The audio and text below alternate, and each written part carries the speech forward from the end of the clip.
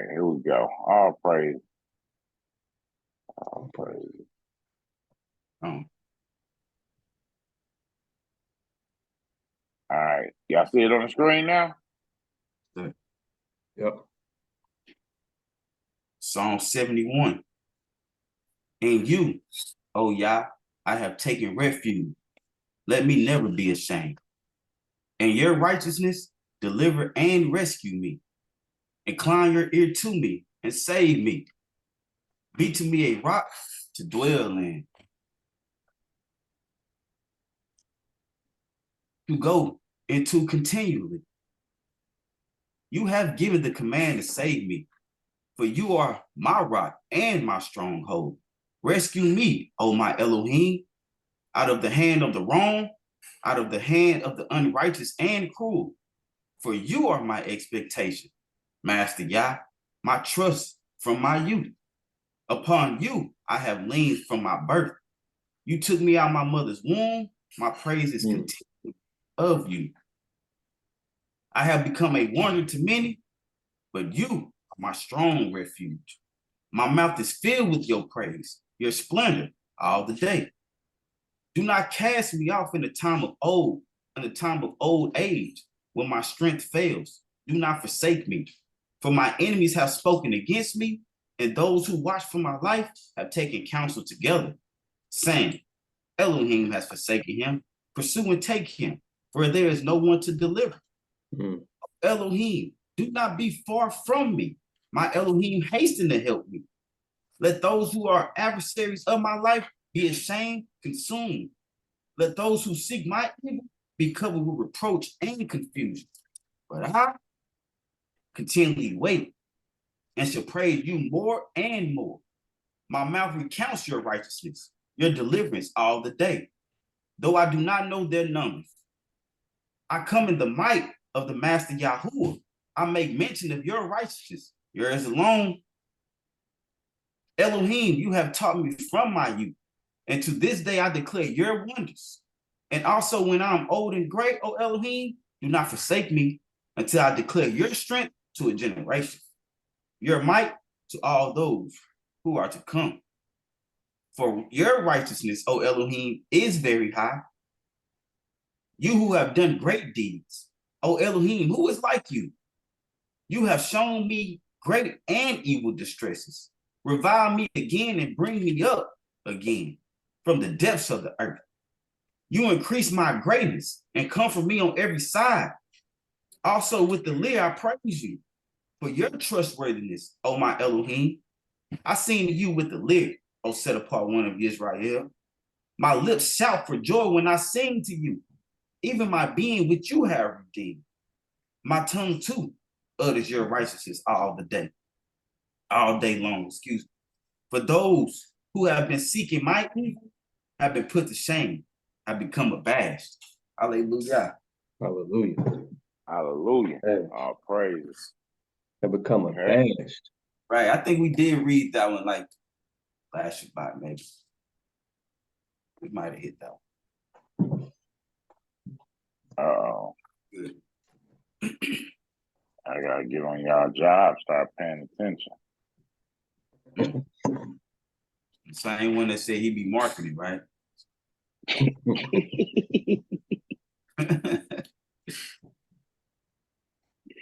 Where we at with it? 19, 1 through 4. All sorcery and adultery will come to an end. Yep. Like that. All sorcery and idolatry will come to an end. I can dig it. The Most High All call. right. Okay. Leviticus 19, 1 through 4. I started off. Okay. And Yahuwah spoke to Moshe, saying, speak to all the congregation of the children of Israel, and say to them, be set apart, for I, Yahuwah, your Elohim, am set apart. Be set apart. That sounds like a commandment too. Be set apart for I, Yahuwah, your Elohim. I am set apart. Right off the bat, right? Right off the bat, praises. Each one of you should fear his mother and his father and guard my Sabbath. Keep that I right there. am Yahuwah. He said, guard my Sabbaths. Right. Not just the Sabbath, right? Guard my Sabbaths. That plural, right out. Sabbaths. Plural. I am Yahuwah, your Elohim. I like how he said, each one of you should fear his mother and his father. Right? Each one of you. And guard my Sabbath. Not this group, not that group, not each one of you.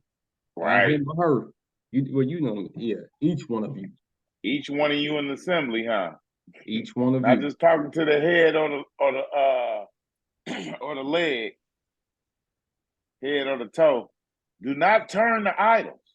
Do not turn to idols. And do not make for yourselves molded mighty ones. I am Yahuwah, your Elohim.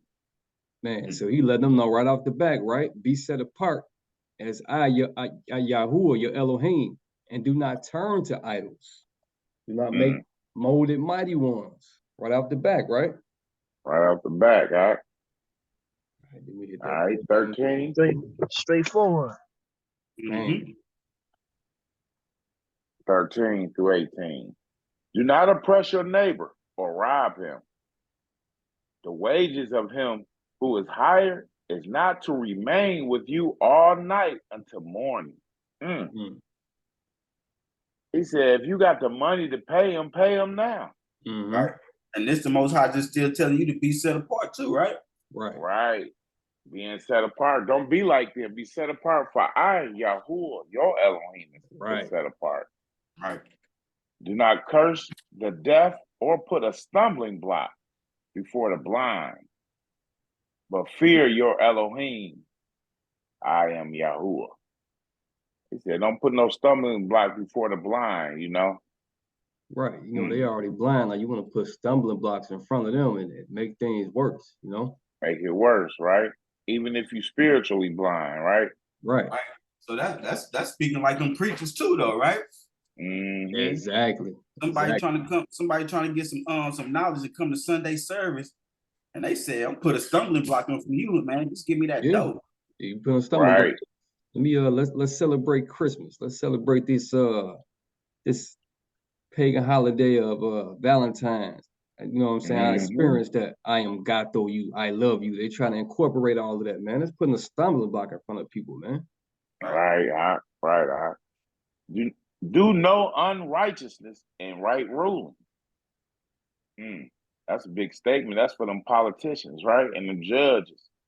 Do not be partial to the poor or favor to the face of the great, but rightly rule your neighbor in righteousness. Righteousness. Righteousness. Oh, praises. For sure. Do not go slandering among your people.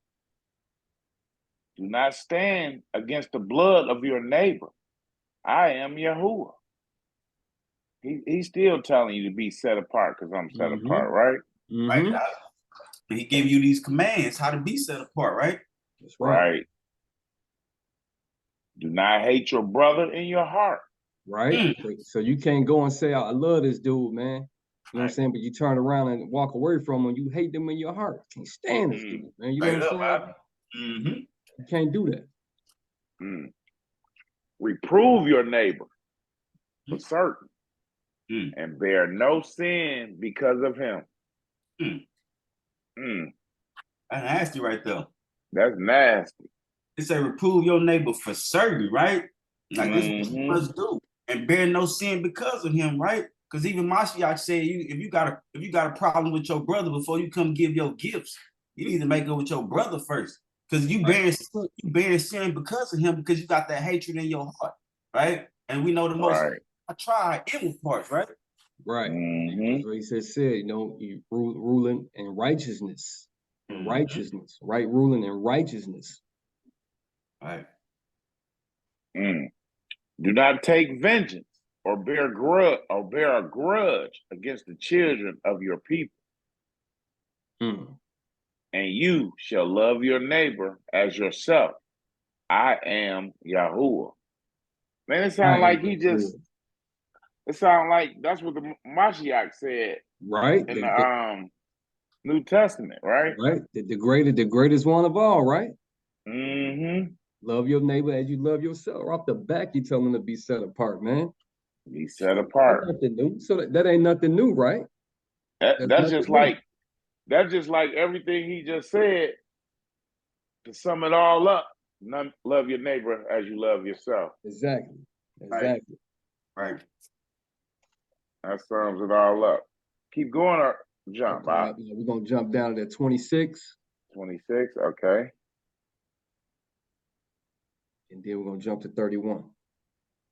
Do not eat meat with the blood. Do not practice divination or magic. Or magic. Ooh. Let's hit that real quick, Rue. Can I get the definition of divination or magic? Divination or magic. Or magic. Okay. Right off the back, do not practice divination or magic. And there's still these commandments about how to be set apart, right? Exactly. Let's see.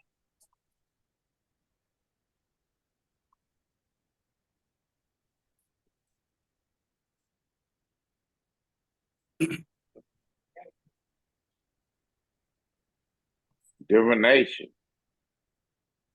The practice of seeking knowledge of the future. Or the unknown by supernatural means. Wow, supernatural means, man. I'm telling you not to do this. You don't deal with those things, man. All right. Foretelling the future. Yeah. And that's forecasting the future. Hey, that's what they do. The forecasters, right? Forecasting the future. Yeah. Hey, prophecy.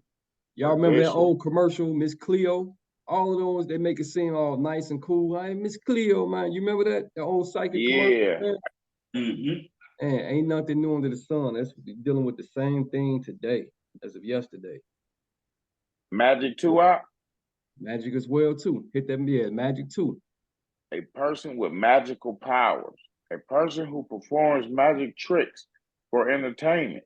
A sorcerer. Right, it's a sorcerer. Sorceries. Witchcraft. Now, conjure. Now, is that the same magic as if you was I know that's not the same magic with the other spelling, though. You know how they spelled a different way, the other magic that they be using? Magic is magic. They're using the same thing. It's all sorcery. It's all idolatry. It's all the same thing. You know what I'm saying? You can put a different name on it. They're still doing the same thing what the Most High tell you not to do. Right. You know what I'm saying? Right. They probably put a twist on it so you won't know the difference. Well, then it'll twist you and say, "Oh, this is good magic and this is black magic." Man, magic is magic. Right. For sure. He said, "Do not eat meat with the blood. Do not practice divination or magic." Mm-hmm. Okay. 31, right? Yep. Do not turn to mediums. Do not turn to Miss Cleo, right? Do not turn to Miss Cleo. Do not seek. What'd you say, I say, do not turn to Miss Cleo. And do not seek after spiritists to be defiled by them. To be defiled by them. Right? So people thinking they going to get their future, or I might hit the lottery, tell me something good. And you being defiled by them. You being defiled. All right. I am Yahuwah, your Elohim. Man. Wow. Man. That was deep. That's strong.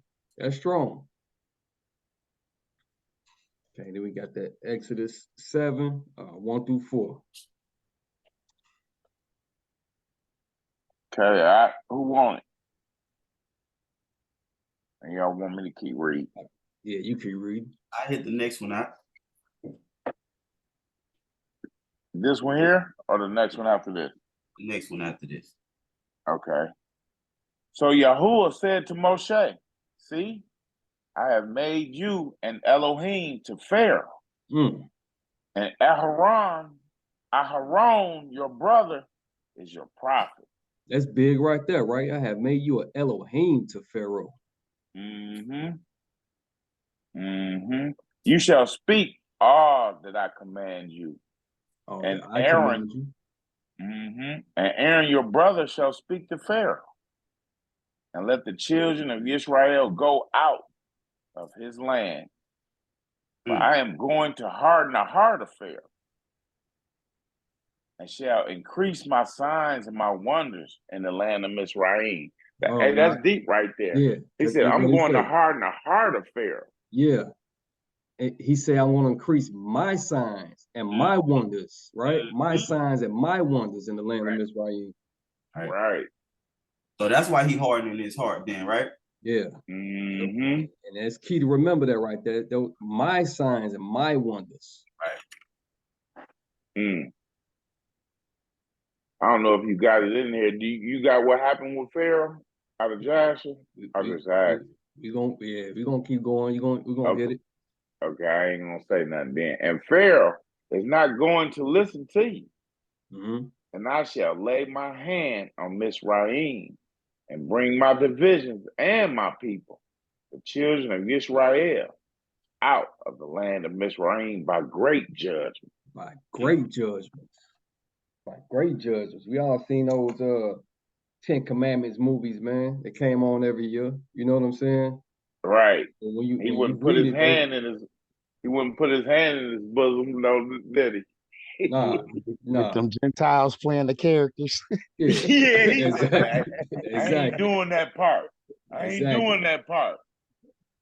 Huh? Hey, but you see what the book say, great judgments, man. Great judgments. Yep, Joshua 79, 19 and 20. 19 and 20. Okay. All right, Shaq. And Moshe and Aaron came to Mizraim, to the community of the children of Yisrael, and they spoke to them all the words of Yahuwah. And the people rejoiced, and exceeding great rejoicing. As he commanded. Right. And Moshe and Aaron rose up early on the next day, and they went to the house of Pharaoh, and they took in their hands the stick of Elohim. The stick of Elohim. Right. Then we jump to Joshua 77. 39 through 51. Okay. 39.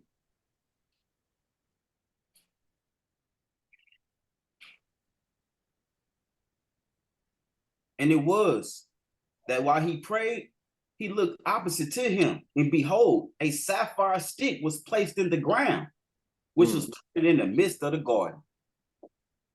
And he approached the stick, and he looked, and behold, the name of Yahuwah Elohim Sasbaoth was engraved thereon.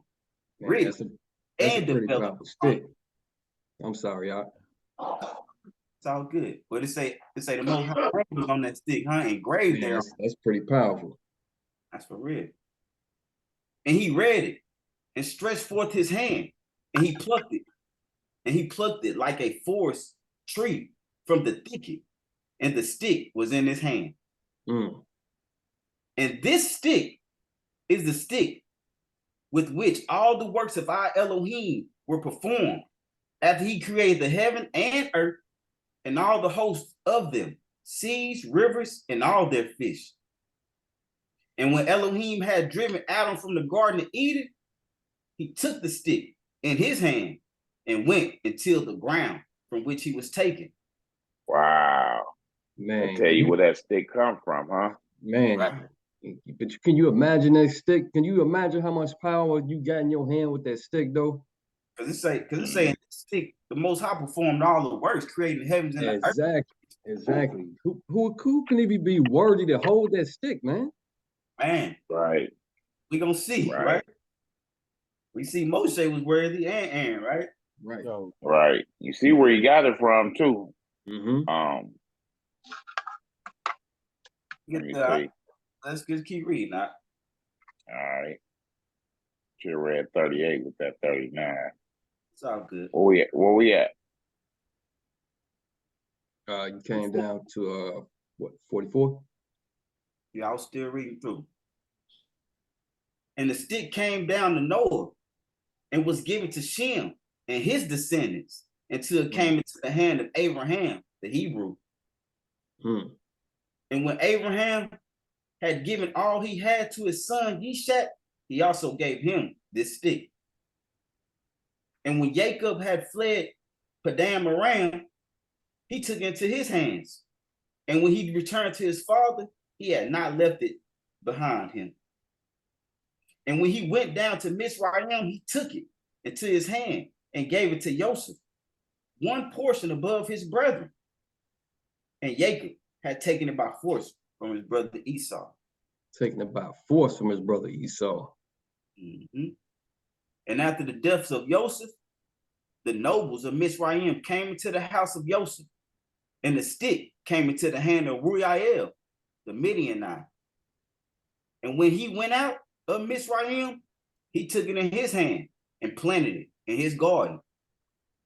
And all the mighty men of the Canaanites tried to pluck it when they endeavored to get Zipporah, his daughter, but they were unsuccessful.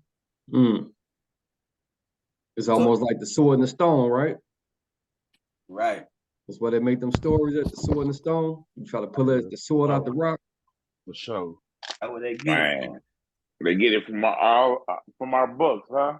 Man, they do everything opposite of the Most High, man. So that stick remained planted in the garden of Ruiel until he came who had a right. So that stick remained planted in the garden of Ruiel until he came who had a right to it and took it. And when Ruiel saw the stick in the hand of Moshe, he wondered at it. And he gave him his daughter support. Man, so that's how he ended up with that stick. Right. He said he had a right to it, and he took it. He had a right to it. But it seemed like how the Most High called everything in place, man. He know who he wants to have that stick. Sure. Shabbat shalom, y'all. Shabbat shalom, Mark. Yeah. Joshua 79, 21 through 47. Okay. And when they came to the king's gate, 2 young lions were confined there with iron instruments. And no person went out or came in from before them, unless those whom the king ordered to come. When the conjurers came and withdrew the lions by their incantations, and thus brought them to the king. And listen to that, though. It says the conjurers, right? They came and withdrew the lions by their incantations. Right. So you're dealing with the same thing, magic and everything else, incantations. Right. Putting these lions under some type of spell, right? Right. And Moshe hastened and lifted up the stick upon the lions, and he loosed them. And Moshe and Aaron came into the king's house. The lions also came with them in joy. In joy. Right. Man, they was happy, huh? In joy. Look at that. You say they wasn't high on them incantations. They was full of joy. Full of joy. See what the power of the Most High do? You see that? And they followed them and rejoiced as a dog rejoices over his Adonai when he comes from the field. Man. Imagine 2 lions coming in behind you like a little dog with joy, man. 2 lions. Man, my dog go crazy when I come home from work. Exactly. Seriously. I'm talking about that, they be cracking me up, boy. Man, yeah, they be going imagine crazy. 2 lions being like that. Right, exactly. Imagine 2 lions doing that, for sure. Man. Hey, how Cinderella used to act when you come home. Come on, like everybody else, dog. Go ahead, And when Pharaoh saw this thing, he was astonished at it and was greatly terrified at the report. For their appearance was like the appearance of the children of Elohim. Man, you see, for their appearance was like the appearance of the children of Elohim. Now he terrified now. Right. Pharaoh terrified. Right. And Pharaoh said to Moshe, "What do you require? Right? What you want?" And they answered him saying, Yahuwah Elohim of the Hebrew has sent us to you to say, send forth my people that they may serve me. Mm-hmm. And when Pharaoh heard their words, he was greatly terrified before them. And he said to them, go today and come back to me tomorrow. And they did according to the word of the king. He said, man, get up out of here, man. He terrified, but get up out of here, man. Come talk to me tomorrow, man. Right. And when they had gone, Pharaoh sent for Balaam, the magician, and to Ionis and Ebers, his sons, and to all the magicians and conjurers and counselors, which belonged to the king. See? And they all sat before the king. Look at that. He's all the magicians and the conjurers and the counselors which belong to the king. So that's who he deal with, right? That's who he dealing with. All magicians. And now we see the history between Moshe and Balaam too, right? Mm-hmm. You know, that same Balaam that caused the children of Israel to sin with Moab, right? Man. And the king told them all the words which Moshe and his brother Aaron had spoken to him. And the magician said to the king, But how came the men to you on account of the lions which were confined at the gate? Right. And the king said, because he lifted up their rod against the lions and loosened them and came to me. And the lions also rejoiced at them as dogs rejoice to meet his Adonai. He lifted up that rod, that powerful stick, man, of the Most High. Right. And then it say, never mind, because I wanted to see how it said that they was in bonds. So even with Balaam and them put their incantations on them, they still had like chains around the lions. It said he lifted up the stick and loosened the chains on the lions, right? Like you ain't got no grip on your dog, right? Right.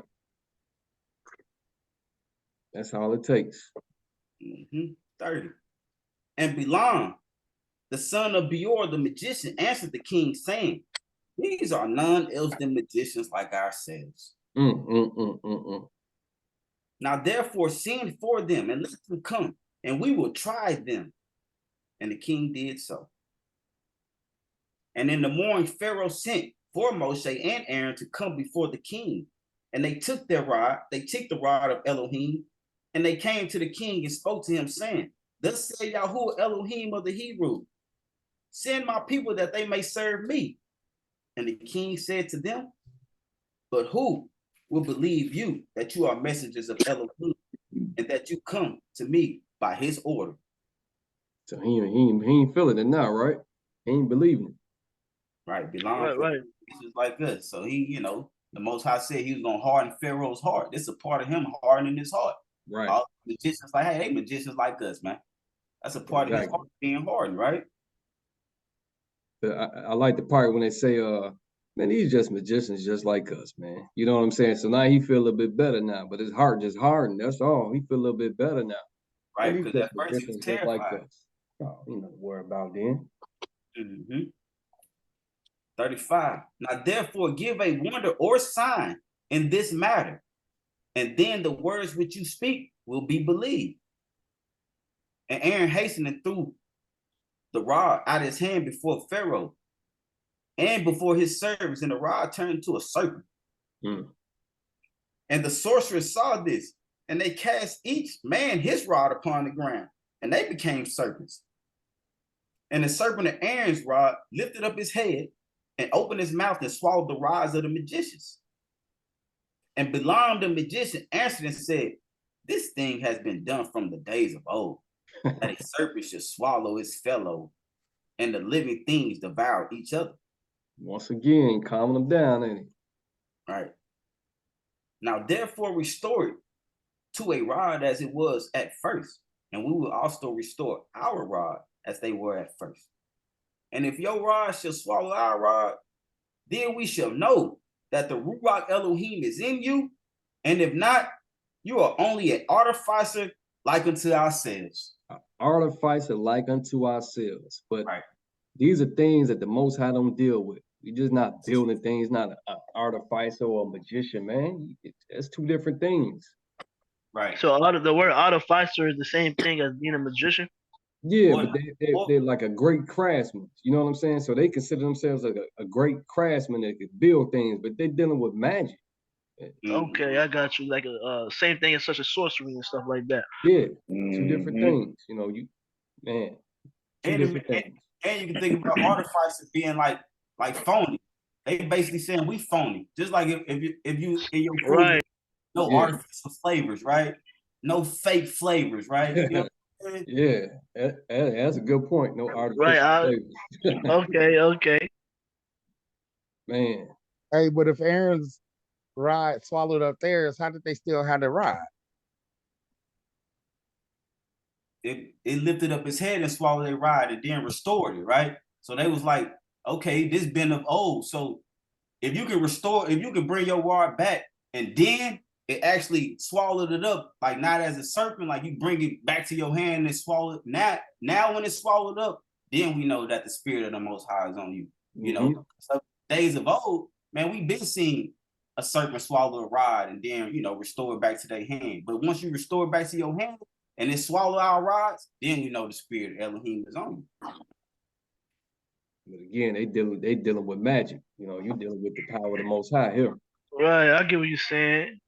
Like it was that same rod that swallowed up the snake and returned back to your hand versus like there was like no switcheroony stuff going on there. Man. In other words. Okay, 41. And Aaron hastened and stretched forth his hand and caught hold of the serpent's tail, and it became a rod in his hand.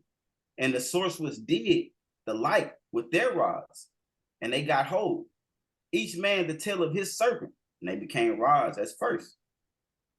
Now and when they restore back to rods. I'm sorry. Oh, go ahead. It's all good.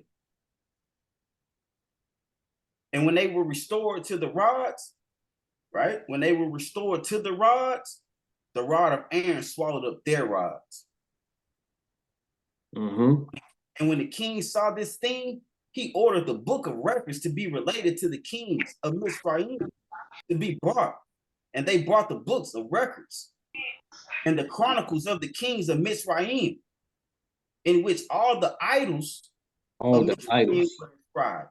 So I think I get it now. So basically, they rod never returned back to their hands. Right. The second time after they picked up their rod, because it swallowed it up, and obviously once it swallowed it, it regurgitated it too, right? Right. So then picked up their serpent from the tail, but once it became a rod in their hand, Aaron's rod still swallowed theirs up, right? Okay. And that should have been the end of the conversation, because he said if that happened, they was basically gonna believe him, right? Man, they said they know the spirit of Elohim is in you. But Okay. This is still the hardening of Pharaoh's heart, right? Yeah. Hey, my bad. And another thing is, like, we see like that hardened heart too, because we talked about that recently with Christ when they had him on the cross. They always like, well, if he does this or he got to do this, and then they'll believe him. But every time, even if he did do it, you know what I mean? They still didn't believe. They still didn't believe. Yeah. Exactly. Yeah. Believe. I think like when he was on the cross, well, he did all this. Well, he take himself off the cross. It's just never enough. It's never enough, huh? Never enough. For sure. I'm gonna hit that 43 one more time, starting at it. And when the king saw this thing, he ordered the book of records that related to the kings of Mizraim to be brought. And they brought the book of records, the chronicles of the kings of Mizraim, in which all the idols of Mizraim were inscribed, for they thought of finding therein the name Yahuwah, but they found it not. See that? You see who they deal with idols. Mm-hmm. They know nothing about the power of the Most High. They have always been dealing with idols, man. So when our people always lean towards Egypt and all this other things and idols and stuff like that, they know nothing about it either, man. Right. They lost. And they said that they opened the book of idols, right? And they ain't find the Most High name in it, because the Most High ain't no idol, right? So you ain't find his name in there. Exactly. 44. And Pharaoh said to Moshe and Aaron, "Oh, I have not found the name of your Elohim written in this sefer, and his name I know not." And the counselors and wise men answered the king, we have heard that the Elohim of the Hebrews is a son of the wise, the son of ancient kings. Ancient kings. So again, that's Balaam talking, right? Because if we go back and get some more history on Balaam, we see Balaam is from the same place as Abraham, right? So he already know about the Hebrews, right? Right. So he know better. And he know better. Mm-hmm. And Pharaoh turned to Moshe and Aaron and said to them, I know not Yahuwah, whom you have declared, neither will I send his people. Harden of that heart, boy. Right. And they answered and said to the king, Yahuwah Elohim of Elohim is his name. And he proclaimed his name over us from the days of our ancestors. And sent us, saying, go to Pharaoh and say unto him, send my people that they may serve me. I'm going to jump down to that 49, 50. And Pharaoh said to them, tell me now his power and his might, right? And they said to him, he created the heavens and the earth, the seas and all their fish. He formed the light, created the darkness, caused rain upon the earth, and watered it, and the herbage of the grass to sprout. And he created man and beast, and the animals of the forest, the birds of the air, and the fish of the sea. And by his mouth, they live and die. Man. So that's an explanation of his power right there that they just Come on, baby. That Come stick. on, all praises. Come on. And look at the stick. You know what I'm saying? Look at the rod. That swallowed up the other rod. What did he do it with? What did he create everything with? That rod, right? Right. That's what they're dealing with. They're not Adam dealing tilled with the ground with it. Yeah. Oh, you just a magician like us? Nah, you dealing with something else. You're here, buddy. Something else. Great I am. Show. Some power. Man. Dealing with the power. Verse 50. Surely he created you in your mother's womb and surely he created you in your mother's womb and put into you the breath of life and reared you and placed you upon the royal throne of Mizraim. And he will take your breath and soul from you and return you to the ground whence you were taken. Man, hey, can you catch that again? He say, and reared you and placed you upon the royal throne of Mizraim. Right. He placed you upon the royal throne. Right. So we know that the Most High, he's the controller of everything. He turns the hearts of the kings. He turns the hearts of the kings, man. So all praise. All praise, man. All praise. Come on. We got Jeremiah 24, 1 through 7. Okay. Who up? Ready, Yamel? Yeah, give me finish this piece real quick. I hit it. Okay. I hit it. You just read a whole bunch out. What about Jermaine? You said 20. But Jermaine hit it. Yep, 1 through 7.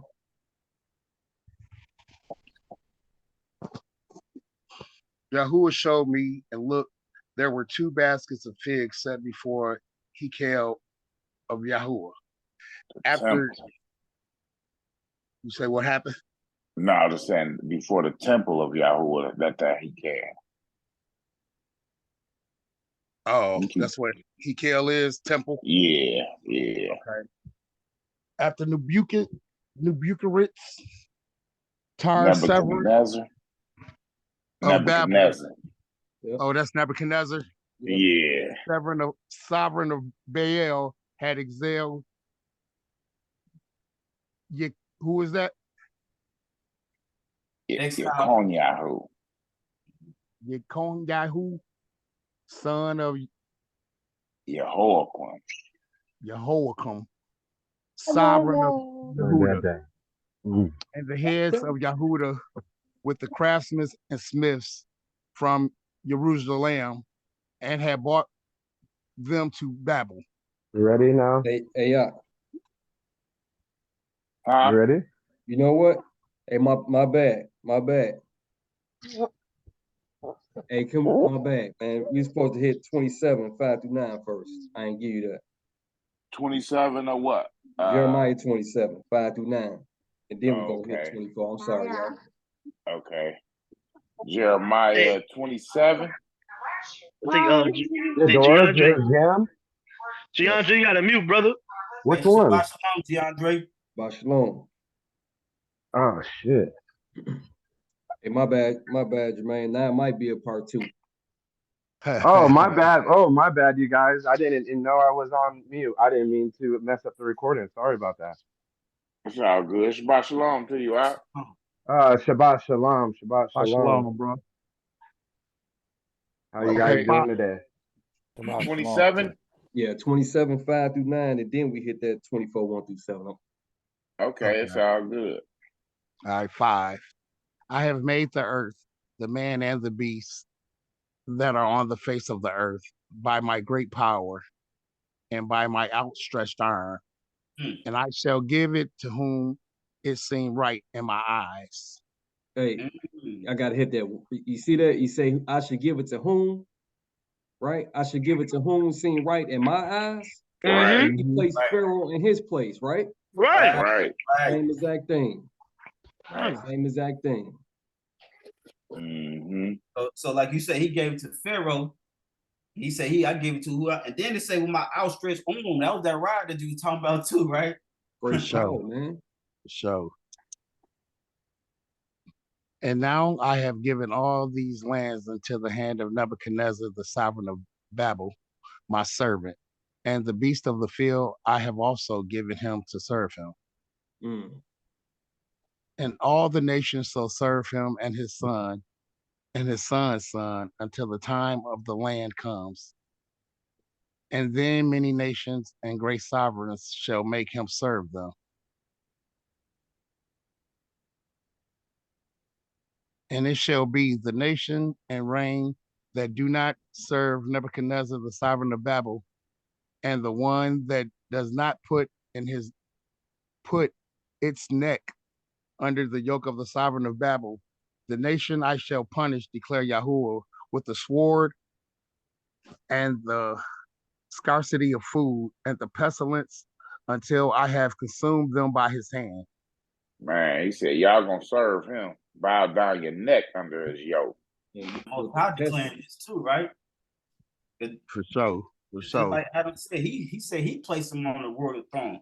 So we see the Pharaoh on the royal throne in Mizraim, and now he's saying I give the land into Nebuchadnezzar. Like you say, whom I choose to give it to, right? Yeah. All right, 9.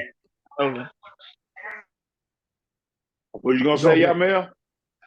No, I was gonna say I thought he was finished. You got that Proverbs 21 in here? Oh no. I don't. Okay, after Jermaine read, I'll hit it. Okay. 9. So do not listen to your prophets or to your diviners or to your dreamers or to your observers of clouds or your sorcerers who speak to you saying, do not serve the sovereign of Babel. But he told them to serve the sovereign of Babel, right? Right. But who they listening to, even to this day, do not listen to your prophets or your diviners. Man, I think I got the definition of diviners too. Definition, or your dreamers or your observers of clouds. The same thing you're dealing with, man. Mediums, magicians, and everything else, man. You're looking for diviners? Yeah, I think I got that in the diviners. Or diviner.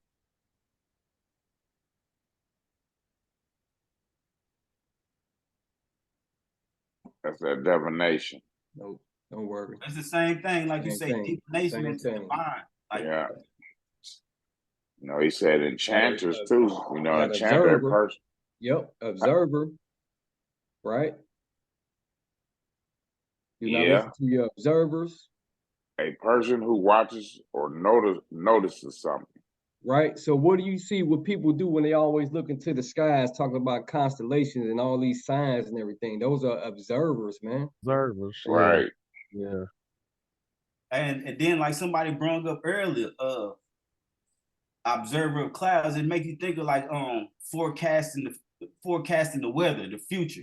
They watching the clouds and they be like, oh, you're gonna have rain today. Oh, you know what I'm saying? Then you be like, you don't get no rain. You be like, man, the weatherman always lying.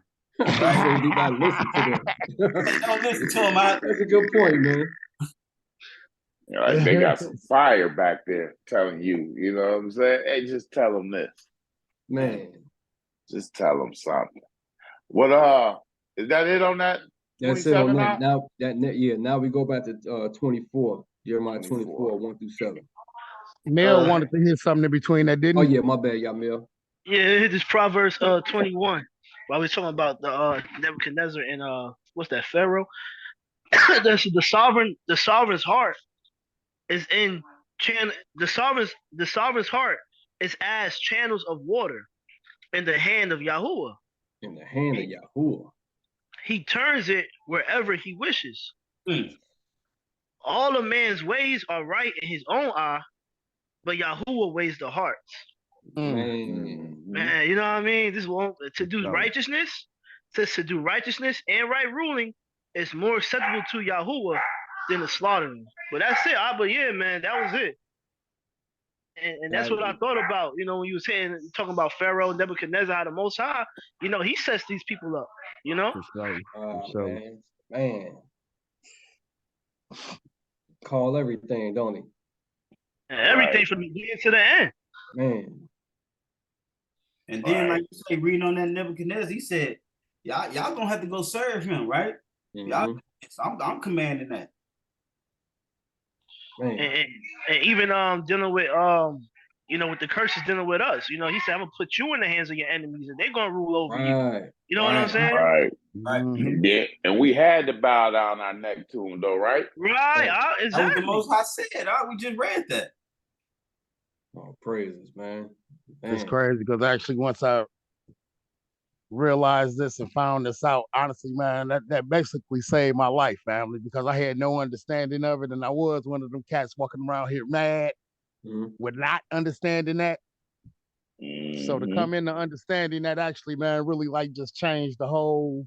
It humbles you. The whole outlook, and yeah, seriously, really it did, man. Really it did. Like you say, now you see it from the perspective of the truth. You know what I'm talking about? Exactly. Seriously. Just think how our forefathers and grandfathers had to bow down their neck just so we'd be here. You know what I'm saying?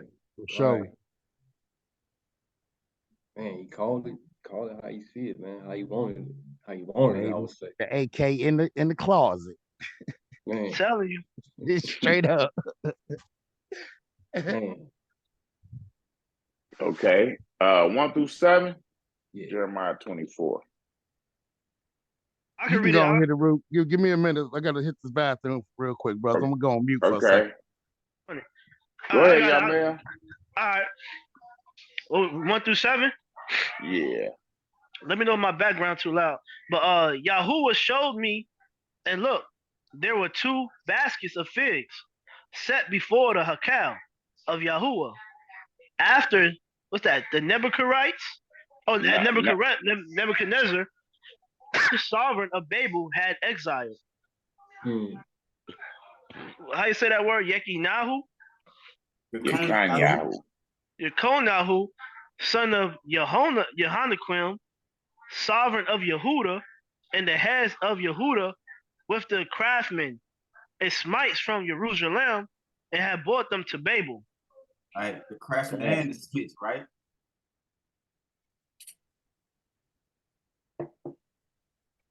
One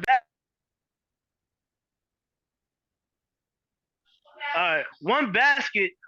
Oh, my bad. My bad. Okay, go ahead. One basket had very good figs, like the figs that are first ripe, and the other basket had very spoiled figs, which could not be eaten.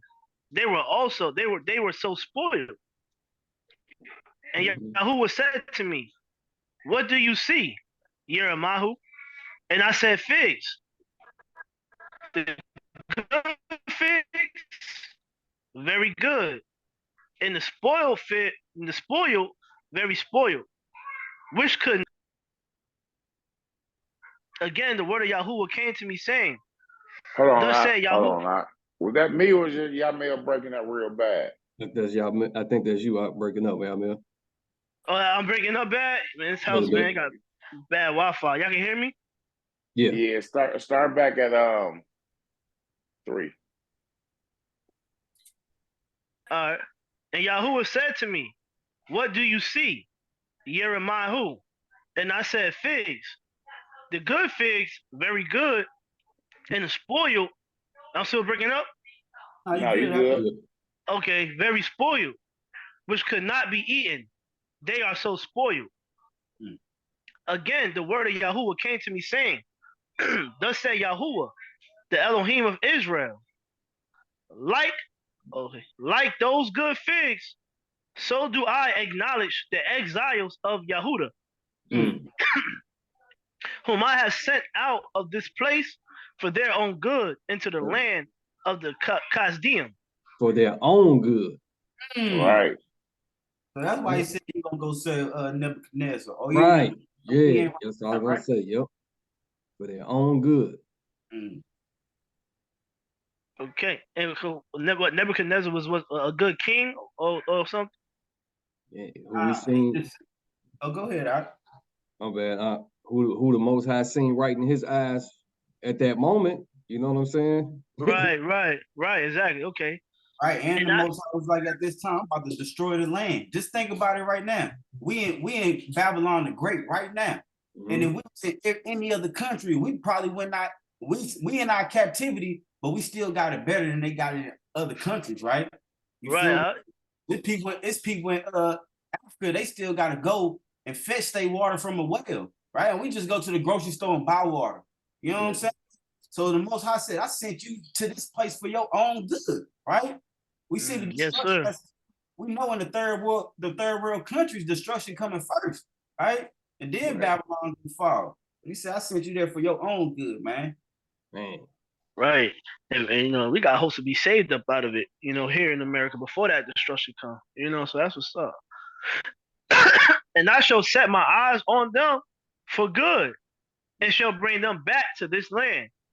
And I shall build them, and not pull them down, and shall plant them and not pluck them up. See, I just said that. You know what I mean? And this is what we hoping for. Cause he said that when he gathered our people, you know, that it ain't never, you know, everything, that captivity and all that's over with. You know, when he set us back up. So same thing. You know, I should not remove them from their land again. So he said. And I shall give them a heart to know me, that I am Yahuwah, and they shall be my people, and I shall be their Elohim. For they shall turn back to me with all their heart. All their heart. All their heart. And that's what we doing right now in our land of captivity, right? The Most High said, I gave you a heart that you know me. Because before we didn't know the Most High, we ain't having heart to know the Most High, right? Trying to know him now, man. Trying to know him now. Praise Yah. He said it though. Like he called it, right? He said, in the land of your captivities, we're gonna remember ourselves, man. So you know. Deuteronomy 30. You know, turn back and do all these commands I gave you. In that first Baruch. Praise Yah. Let me read this right here. 10 through 15. Y'all can hear me good still, right? Yeah. You are my witnesses, declares Yahuwah, and my servant, whom I have chosen. I have chosen again. Man, you are my witnesses, declares Yahuwah, and my servants, whom I have chosen. And that is humble, because you go back to that Proverbs 21, you know, not just the hearts of the kings, but, you know, everybody, man, the Most High, you know, he can move us, you know, wherever he wills, you know what I mean? And put a certain spirit on us, man. So, right. Just like you harden Pharaoh's heart, right? Exactly. So he said, I chose you. Well, he gave you the heart to you know, to live out his will, man. You know what I'm saying? Reading off in the Leviticus, he said, each one of you. Each one. So, you know, when you think about it, he might expel you to these other lands and other nations, so you'll be a light to these nations, right? Right. So everything is, you know. I mean, that truth got to go to the fourth corner somehow. Right? What better way to bring the truth than to wake up the chosen? Right. At the right So you time. are my witnesses, So right? At the right time. Right. At the right time. Man. When the time is right. You are my witnesses, declare Yahuwah, and my servant. No. And my servant whom I have chosen, so that you know and believe me, and understand that I am he. Before me, there was no L form, nor after me, there is none. Man. Right. So Pharaoh got those books, books, all these idols, man. Right. You know, all them different gods, or all that book of idols. Like you said, a book. It's a whole book of them. Yeah. Whole book of them. I am Yahuwah, and besides me, there is no savior. Right. I have declared and saved and made known, and there was no foreign mighty one among you. Man. And you are my witnesses, declare Yahuwah, that I am El. Praise. Oh, praise. Even from the day I am he, and no one delivers out my hand.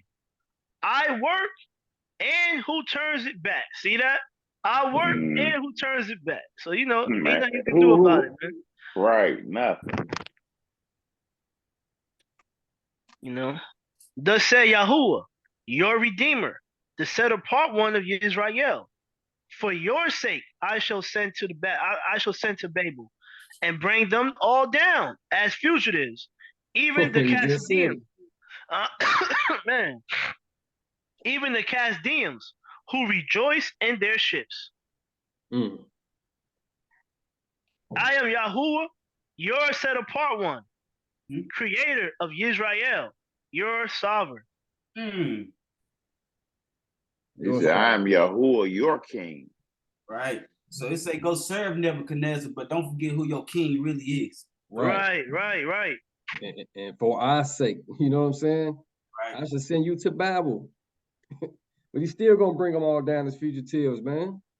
And even to this day, man, like being in this captivity in America, where they push all types of, idolatry, there's all types of lifestyles.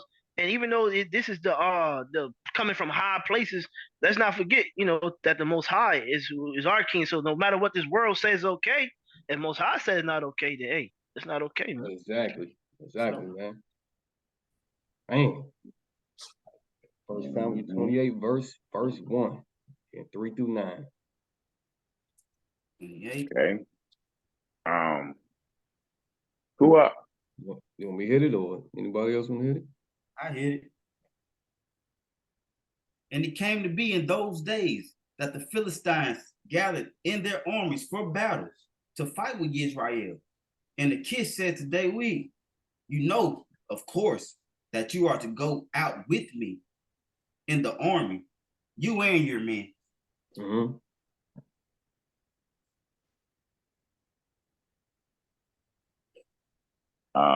7. Let's see. 3 through 9. 3 through 9. Okay. And Shemuel had died, and all Israel had mourned for him and buried him in Ramah, in his own city. And Shaul had put away the mediums and the spiritists from the land. Right away, he put away the mediums and the spiritists from the land. Put them away for a reason. Right. And the Philistines were gathered and came in and camped at Shunem. And Shaul gathered all Israel, and they encamped in Gilboa. And when Shaul saw the army of the Philistines, he was afraid, and his heart was trembled greatly. And Shaul inquired of the Most High, but the Most High did not answer him, neither by dreams or by Urim or by prophets. Dreams or by Urim. So people always dealt with Urims and prophets, man. Same thing as the mediums, Urims. Same, the same thing as the mediums? Pretty much, same thing as the mediums, the Urims. Right? Am I right? They call it Urim and Thummim or something like that?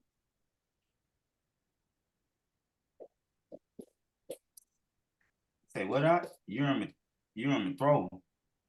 Urim and Thummim or something like that. I think they said that's what That dude, that Jehovah Witness, Yeah, you or right. no, that Mormon dude, I think. Urim Used and Thummim. Urim and Thummim. Two objects of an unknown nature, possibly used for divination. Yep. Verse 7. Shaul then said to his servants, find me a woman who is a medium, to go to her and inquire of her. And his servant said to him, look, there is a woman who is a medium at Endor. So Shaul, the same one that put away the medium, talking about, let's go find a medium, right? Go ahead. I'm sorry. And notice how he say, go find me a woman, right? Right. Find me a woman. He didn't say go find me no wizard, huh? Find me a woman. He still got hit 9. Oh, my bad. Yo, so he say, find me a woman. And Shaul disguised himself and put on other garments and went, he and 2 men with him. And they came to the woman by night. And he said, please divine for me and bring up for me the one I shall name. Man, please divine for me. Right. So he's going to be defiled then. Right, exactly. Exactly. Right. But the woman said to him, look, you know what Shaul has done, how he has cut off the mediums and spirits from the land. Why then do you lay a snare for my life to put me to death? She already knows she ain't supposed to be dealing with this stuff then. Yeah, she's like, why are you trying to set me up? Why are you trying to set me up? Man. Exodus 22. And like I said, she had a deep understanding, like what she was doing is wrong. Yeah. Exactly. Yeah. So yeah, this Torah gonna go out through all the land, right? Exactly. So they still gonna do whatever it is that they want to do. Exactly. Exodus 22:18. Do not allow a practicer of witchcraft to live. Man. And then you send the King James and say, do not suffer a witch to live. Same thing. Do not allow a practicer of witchcraft to live. Right. I wanted to show that quick clip out of that video. That girl want to be a witch. Because notice how he say, find me a woman. You starting to see like Yamil, you saw like all these women starting to want to get into witchcraft and everything. It's always a woman, right? Right. A lot of sisters right now be pushing that stuff. Pushing it out. You don't see her. What inspired you to become a black witch? This one here, out? That's it. Okay. What inspired you to become a black witch? So my parents, they never forced me to believe in any religion. I wasn't forced to go to church. I was able to take my own path, use my own mind, and go with that. So I always was into like paranormal activity. I used to try to call in spirits when I was younger. Like I was just into all the crazy stuff. And after plenty of research, I found that witchcraft is my path. Like it's just so natural. It helps with my healing process. It keeps me at peace, keeps me happy. Nothing else makes me happy like witchcraft does. So nobody can tell me anything. That's why I never care about what people say. I live freely. I'm a free spirit. I do what I want when I want to do it. And nobody can tell me my path isn't the right path. And that's one, period. What inspired you to become a black witch? What she say? She said, I'm a free spirit. I do what I want. Nobody, that's lawlessness, huh? It is. Right off the bat, she said, I do what I want. But actually, man, quiet as kept. A lot of these sisters claim that they're a free spirit. Really, they do. So that's not knowing. Yeah. So they don't seek out the mediums or spiritists, right? Yep. Don't seek out the mediums or spiritists. Man. Did you see all those idols she had up there? Not even knowing she had like a little mini Buddha. She had something from Egyptians. She's dealing with it all, man. Dealing with it all. Like keep it all together. It's Exodus 20:7. Hey, I wanted to bring something up. You know, Yamel always says that it's always harder for, or it seems that it's harder for women to stay in the truth or stay under God's authority, you know. And when you guys were talking about that, it kind of made me think of they're willing to be under every other authority except God's authority. Right. That's all I wanted to say. Yeah, that goes back to that woman's lesson that we did a couple weeks ago, where it said, you know, women are headstrong to do their own will. You know what I'm saying? Oh, dang. Hey, no lie, Big Ock. I got the first video down. It was fire. I wish I wouldn't have missed that talk, man. It was fire. I didn't get the second one done yet. I'm working on the second one, but that first one, fire. Yeah, keep it up, guys. That was a great. How about that part one? Yeah, that part one was real great. You had off the top of my head, Shaq had said something about. Oh yeah, Shaq. I think you had said something about the mixing with the other women of other nations. I don't know if that was you, Shaq, or if it was Big Ock, but yeah, there was some real key points up in there. It was so many I couldn't even tell you, but great job. But yeah, that's all I want to say. Man, all praise. All praise. Headstrong to do their own will, and that's I'm glad, man. That's a good point you pulled out on that one. That was in the women's lesson right there. Yeah. Yeah, man, that's a good point. It makes you think though, right? Because every time you see a witch, you always see a woman, right? But if you see a man, they would call him a what? A warlock. Or a wizard. Exactly. Exactly.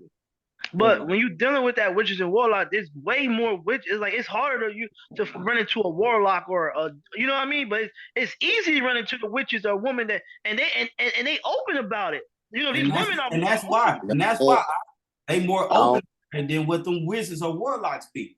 Right? And I done ran into them all. Dealing with in my profession. I done ran into them all. I run into wizards and warlocks more than witches, for real.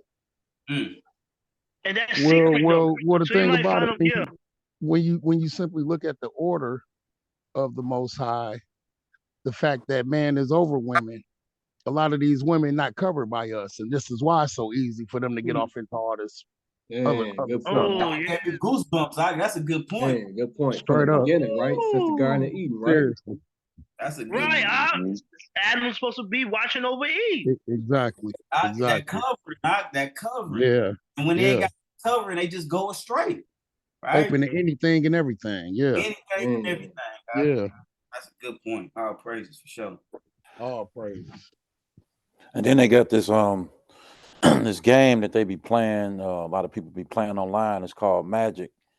Ooh. And you can get like warlock status and stuff. You know what I'm saying? Different, that's a lot of different things on it. You know, people at work be telling me about it.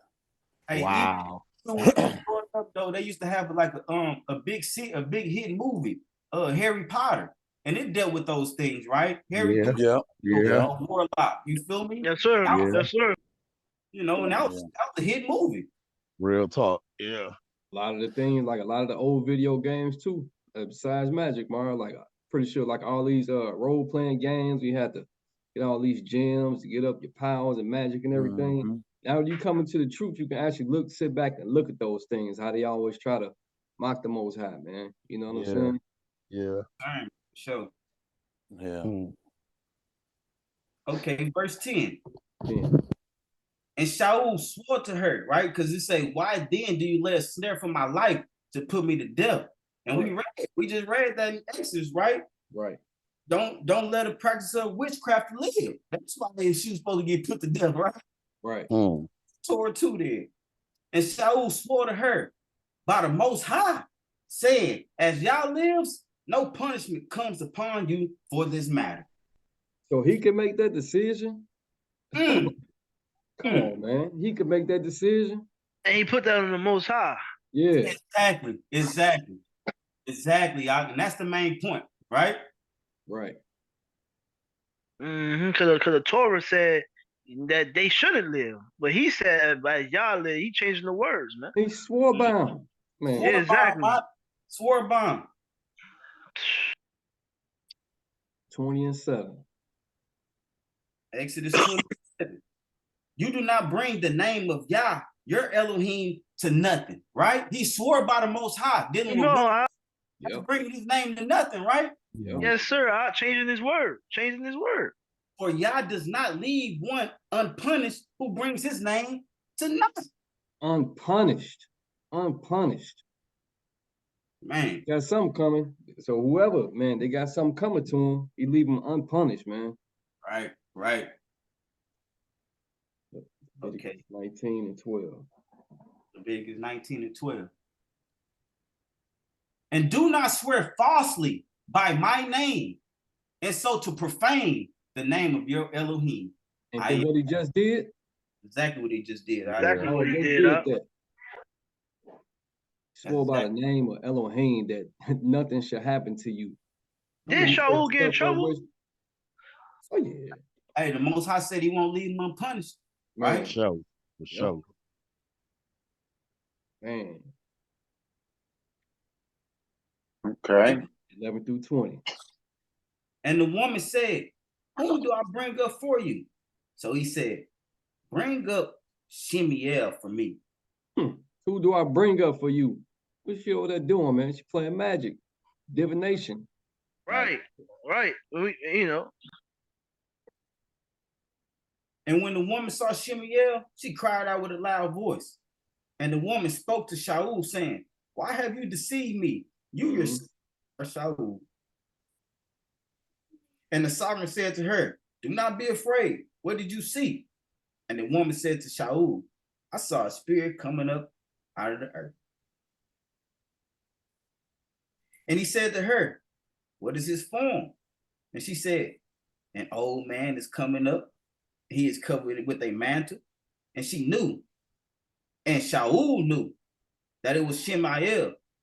And he bowed with his face to the ground and did ambiance. He bowed down to someone, a spirit, y'all. You know what I'm saying? You know you're supposed to be dealing with this medium, first of all. Now you bow down to this spirit, man. Come on. Right. And then when he was like, you know, who I bring up for you, she said Shemiel. And then he was like, you know, describe what you see. You know, and she describing Shemiel like she ain't never seen him before. Come on, Shemiel. Exactly. You know, and the thing is, you know, he really think this woman got that type of power. You know what I'm saying? And that's the thing. He allowed himself to be deceived, man. He being defiled, Being defiled, Straight defiling the man. And then how you gonna inquire? You know, he already said the Most High wasn't answering them, right? By prophets, dreams, by nothing, right? Right. But he go to the dead. We know the Most High is the El of the living, right? Right. That's what I'm saying. Think though, you know what I'm saying? They had the word and the Torah and everything back then, man. Say for the dead knows nothing, right? And that's even before you get to the New Testament, man. So that goes back to you know, when that rich man was in hell begging, you know, to, you know, tell your brother, like he said, they got Moshe and the prophets. You know, these people know, just like nowadays, these people are making conscious decisions, man. You know, to do whatever they want to do. Yeah, you just heard what that sister said. Can't nobody tell her nothing. Ain't nobody exactly. Straight up. Man. Straight up. Man. Verse 15. And Shemiel said to Shaul, why have you disturbed me by bringing me up? And Shaul answered, I am deeply distressed, for the Philistines are fighting against me, and Elohim has turned aside from me and does not answer me anymore, neither by prophets nor by dreams. So I called you to reveal to me what I should do. Then Shemiel said, and why do you ask me, seeing Yah has turned aside from you and has become your enemy? Look at that. Even a familiar spirit know what's going on, man. Right. You know it. And Yah has done for himself as he spoke by me, right? For Yah has torn the rain out of your hand and given it to your neighbor. Today we. Another example of the Most High setting up, kings, man. Right. But we see right in his eyes at that time, right? Right, exactly. And where is that what Shemaiah had already told him this? He said, and Yah has done for himself as he spoke by me. Shemaiah already told him this was going to happen when he was alive. Yeah. If you want to go back, you can go back and check that out. You know what I'm saying? First Samuel, I think it's you can go 1 through 15 on that. Samuel 28, 1 through 15. Okay. The first Samuel. Verse 18. Because you did not obey the voice of Yahuwah, nor execute his burning wrath upon Amalek. Yep. Therefore, Yah has done this matter to you today. Further, Yah also gives Israel with you into the hand of the Philistines. And tomorrow, you and your sons are with me. Man. So I mean they're gonna be dead tomorrow. Punished, right? Leave them you and your son. Right. You and your son. And again, that was y'all gonna pick with me. And that was another point when he went and swore by the Most High name. We just read Exodus 20 and 7 where I went to, and that was in the commandment. Don't bring his name to naught, right? Yes, sir. Punished. Exactly. Unpunished, yeah. You imagine hearing that? You and your son be with me tomorrow, man. You ain't got no choice but to, you know what I'm saying? How you gonna get around that? What you gonna say? Hey, the best thing to do is cry out to the Most High. See, he smoke time. You know what I'm saying? Pray for that mercy, right? That's it. All right. And he have mercy on your soul because he already called you. You feel me? Man. Most High, not one that he should lie, right? Right. Yah also gives the army of Israel into the hand of the Philistines. And the Philistines to beat them up. Man. And immediately Shaul fell on the ground, his complete length, and greatly feared because of the words of Shemaiah. And there was no strength in him, for he had eaten no food all day or all night. You see that?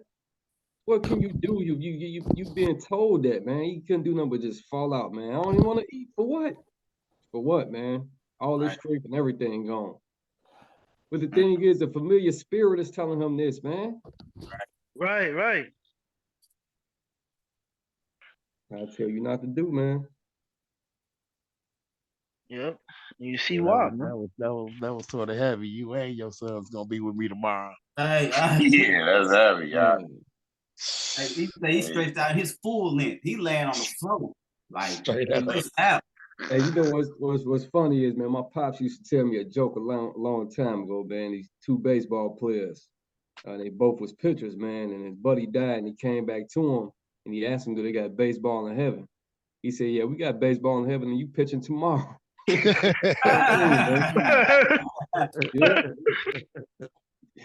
Crazy, man. What he said is for certain though. Right. Okay, Acts 16, 14 through 17. Who up? I can hit it. Unless you want it, Mario, you want to hit it, anybody? I hit it. All right, I'm next after you out. Okay. And a certain woman named Lydia, a seller of purple from the city of Thyatira, worshiping Elohim, was hearing, whose heart the master did open to pay attention to what Shaul said. And when she was immersed in her household, she begged us, saying, if you have judged me to be believing in the master, come to my house and stay. And she urged us.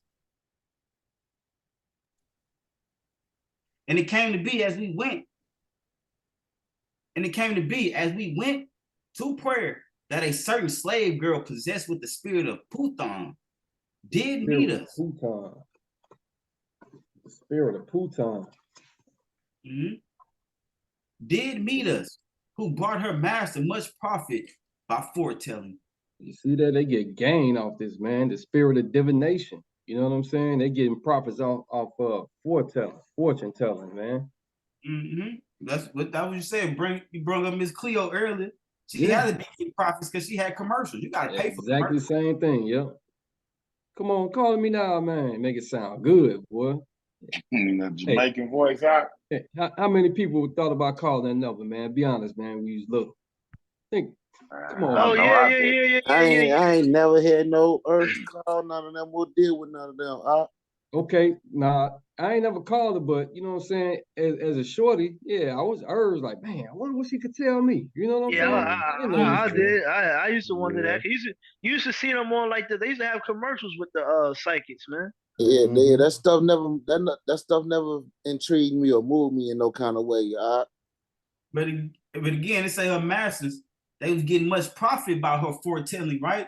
So again, in this Cleo situation, if she got commercials, that means she getting profit, because you got to pay for a commercial. Oh yeah, for sure.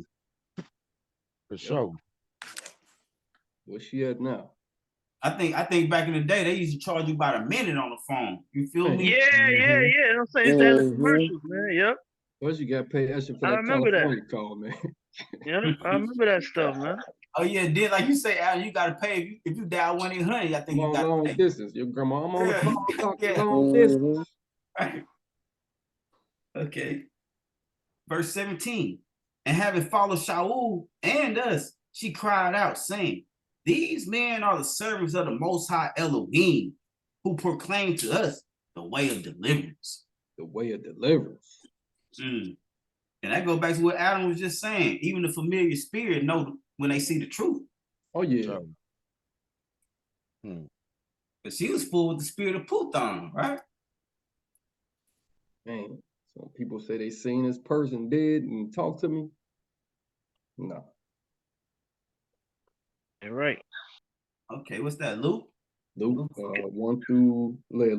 verse 1 and then 15 through 19. Okay.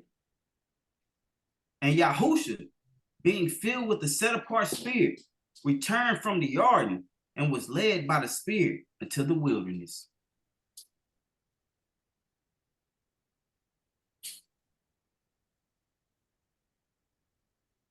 And he was teaching in their congregations, being praised by all. And he came to Nazareth, where he had been brought up. And according to his practice, he went into the congregation on the Sabbath day and stood up to read. And the scroll of the prophet Yeshayahu was handed to him. And having unrolled the scroll, he found the place where it was written, the Spirit of Yah is upon me, because he has anointed me to bring the good news to the poor. He has sent me to heal the brokenhearted, to proclaim the release of the captives, and recover the sight of the blind, right? Recover means to restore, right? All praises. Recover. And recovery of the sight of the blind, to send away the crushed ones with a release, to proclaim the acceptable year of Yah. All positive, all good things, right? You're dealing with the Most High. Right. When you know, as he was reading that, I'm thinking about the topic at hand. And, you know, instead of going to these psychics and these mediums, you know, Mashiach said that, you know, I'm here for all that. You know, come seek me. Exactly. You know, right. They crush everything. Oh, you had 32? 32 through 37. And they were astonished at his teachings, for his word was with authority. And in the congregation was a man having a spirit of an unclean demon.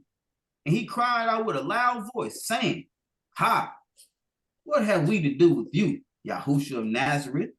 Did you come to destroy us? I know you, who you are, the set-apart one of Elohim. See, they know. Right. So that's why that woman was crying out. These men are the servants of the Most High Elohim. Man. That's the way of deliverance, right? The way of deliverance is Yahusha. We think about it, right? For sure it is. Hey, you know, another example too. Even our family members, you know, hey, he don't celebrate this because this is, you know, he an Israelite. You know, he follow the Bible as is. You know what I'm saying? They know. These people know. Man, that make you think right there, yeah, man. They know. Yeah, But he it don't won't. eat pork. You know what I'm saying? He don't do this. You know Yeah, what I'm saying? Like these people, they see it and they know that. And they know it. Like you say, man. you can't if your light's shining, you can't put that thing under nothing, right? You can't cover Right. because what we always say, light penetrates darkness, right? Right, Exactly. So, right. Yeah, it ain't no getting around that. right. It can be completely dark. It can be in completely dark space, but you turn a flashlight on, it's gonna penetrate that darkness for sure.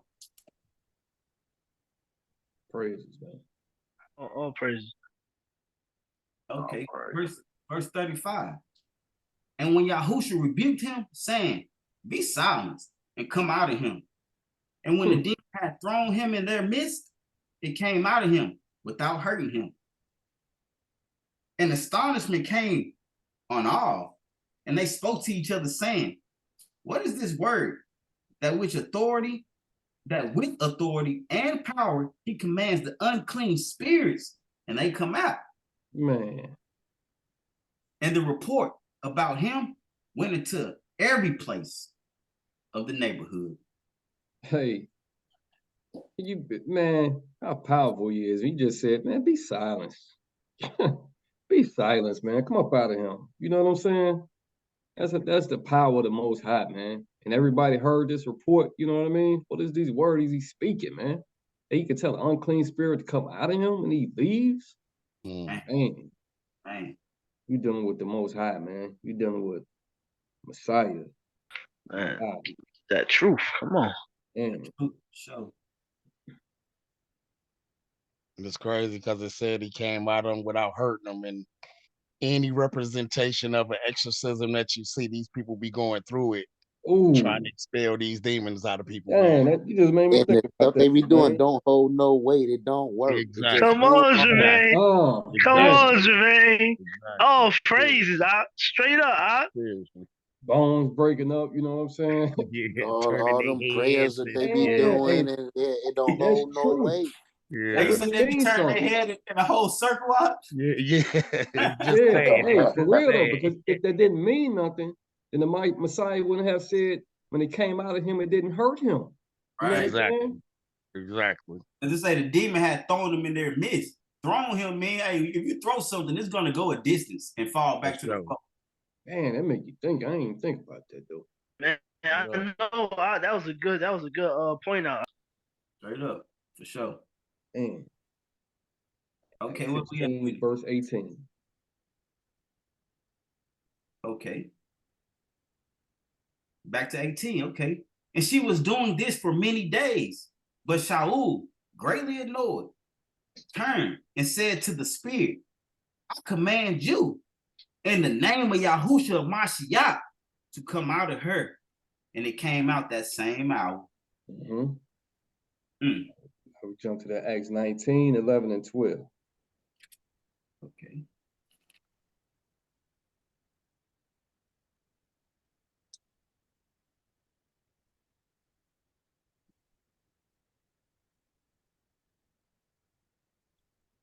And Elohim worked unusual miracles through the hands of Shaul, so that even handkerchiefs or aprons were brought from his body to the sick, and the disease left them, and the wicked spirits went out of them.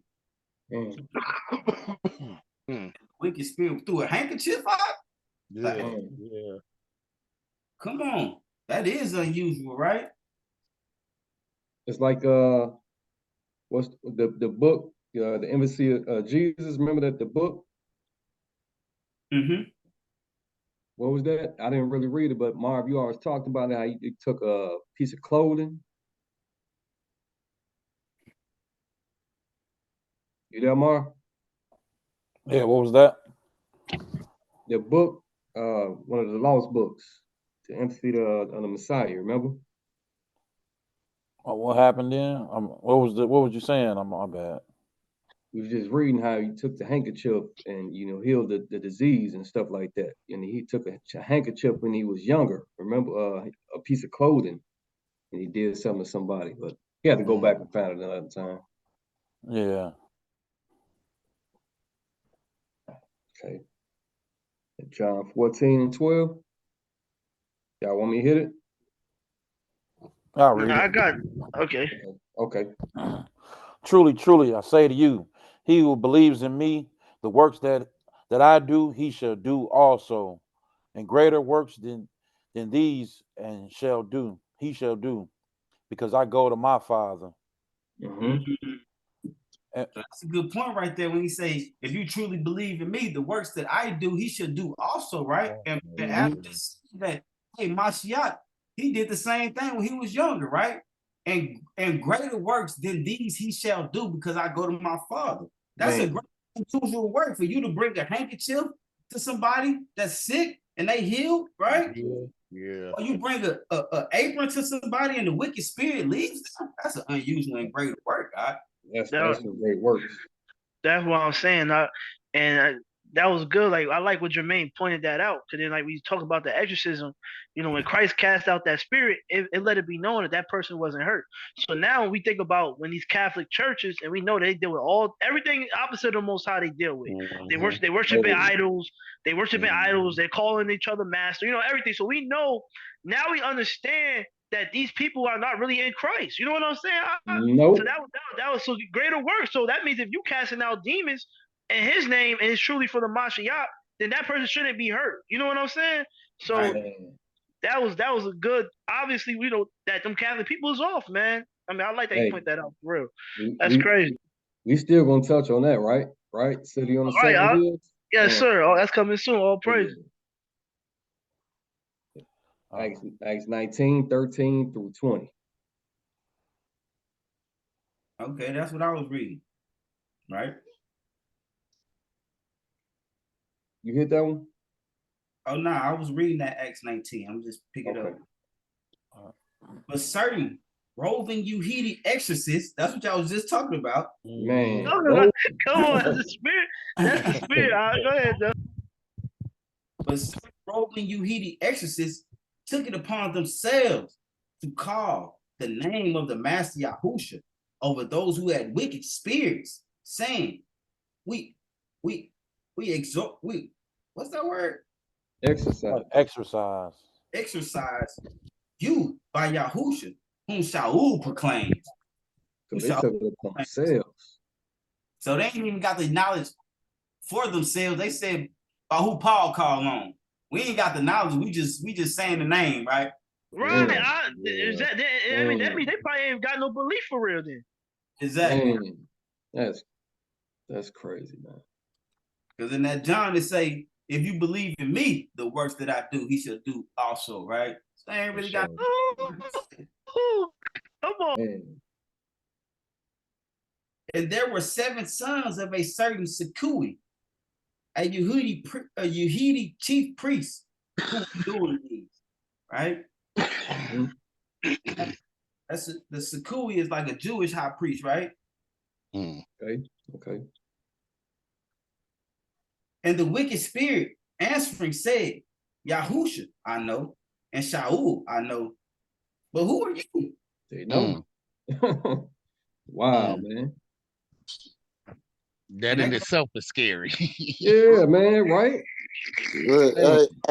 This kind of remind me of that Exorcist movie that just came out, man. People with all them different believers and everybody trying to exorcise a demon with witchcraft and how the Catholic pastors' prayers and stuff wasn't holding no weight. Man, it fit with all that. Seriously. That's exactly what it is, though. It don't hold no weight. Real talk. It makes sense, yeah. Okay. And the man in whom the wicked spirit was leaped on them, overpowered them, and prevailed against them, so that they fled out that house naked and wounded. So they got possessed too? And fled naked and wounded. Man, that's what I be saying. It's like that's what me and Gotcha had this conversation. And these Exorcist movies, the spirit never go away. It just enters somebody else. It just moves on. Come on, it's right here in the word. Come on now. And you see that through movies too, right? So they know, and you see it through all these movies, man. They know it. They put it in our faces. Like, come on, man. If it was really from Mashiach, then that demon will flee and the person wouldn't be harmed. Like, Right. Man, come on. It said that we just read that. We just read that. Real man, talk. like, man, come on, man. And we And know- this said right here that, like, right here, they're saying that they performing these exorcisms, it ain't doing nothing but making it move on to the next being, to the next vessel. Right. And then that vessel can be a pig too, though, right? When Mashiach cleared that boy them legions. Yeah. Right. Yeah. Like, man, let us go to these pigs then, you feel me? Right? Yes. Like you So this said. goes back to that can Satan cast out Satan? You know what I'm saying? I mean, the answer would be no. Why would he? Right, exactly. Why would he? And you can't. Exactly. So I'm gonna just get worse. I'm gonna possess you and possess you. You know what I mean? Come on. Jump to somebody else. Yep. And then that go to that other story when it was like, hey, you know, the demons left. And you know, I guess he cleaned up his house and they returned to the, you know, they like, oh man, I came back with a whole legion. Now we're about to have a house party. Right. Man. And that's that evil dead where all them souls entered into one body at the end, man. Yeah. It became one big demon on me. Got to know all the wicked movies. For sure. Man, look, man, hey, I watch a lot of things. I'm knowledgeable about a little bit of a lot, man. Oh, crazy! That now you get that biblical understanding, man. That's dope. Man, thank y'all for that. I ain't never thought about that. Where we at with it? You at 17. And this became known to all, right? Mm-hmm. This became known to all, both Yuhidim and Greeks, dwelling in Ephesus. Mm-hmm. And fear fell on them all. And the name of the Master Yahusha was made great. And many who had believed, right, that had believed, came confessing and declaring their deeds. And that word got out, didn't it? Mm-hmm. And many of those who had practiced magic brought their books together, burning them before all. And they reckoned up the value of them and found it to be 50,000 pieces of silver. That's a lot of people who was practicing magic over there, boy. Real talk. And there's some expensive books too. That the city of Ephesus. Yep. Right. So the word of the master was growing mightily and prevailing, right? Prevailingly. He was taking over. It was taking over. Taking, like you say, that light penetrating that darkness. Because it was the word of the master, and they was calling in his name. You know what I'm saying? If you believe in his works and believe in him, you just can't take it upon yourself. You know what I'm saying? Yeah. Okay, now we get Acts 17, 15 through 29. And we almost done. I'll take it up. Okay. And those who arranged for Shaul brought him to Athens, and receiving a command from Silas and Timotheus to join him as soon as possible, they departed. But while Shaul was waiting for them at Athens, his spirit was stirred up within him when he saw that the city was utterly idolatrous. Utterly idolatrous, man. Therefore, indeed, he was reasoning in the congregation with the Yuhidim and with the worshippers, and in the marketplace daily with those who met there. And some of the, what's that word? Epicurean. And some of the Epicurean and what's that? Stoic. Okay, Stoic philosophers, and some of the Epicurean and Stoic philosophers. So what's that? What's these Epicurean and Stoic? What's like scholars or something? It's like they Stoic scholars, man. You know what I'm saying? Okay. Like Europeans are almost Epicureans. Yeah, and the Epicureans, they see mankind through present life, right? Just like people these days, YOLO, right? You only live once, right? So that's they see mankind through the present life, right? Hedonist, right?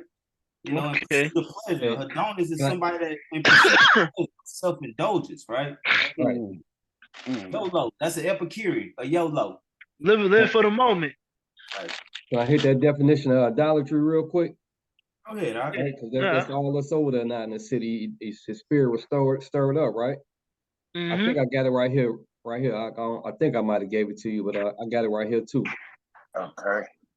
Idolatry, extreme admiration, right? Love or reverence for something or someone, right? Or idol worship, right? Idolatrism, right? So man, you know they loving that over there, dude. They said it extreme admiration. That's what they loving over there. Man. Overboard, right? Overboard, and also all idols. The whole city of Ephesus, man, Ephesus. And some of the Epicurean and the Stoic philosophers encountered him, and some were saying, "What does this babbler wish to say?" Others said, "He seems to proclaim of strange mighty ones, because to them he brought the good news, Yahusha, and the resurrection." They thinking he got his own idol in a way. They call it strange because it's foreign to them, right? Right, exactly. Yup.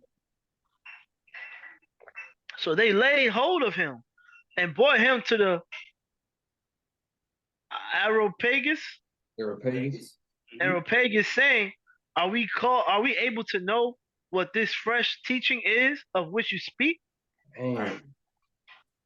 For we are bringing some strange matters to our ears.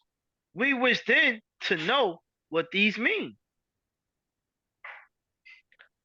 For all the Athenians, and the strangers living there spent their leisure time in doing naught, but to speak or to hear what is fresh. See, you see that?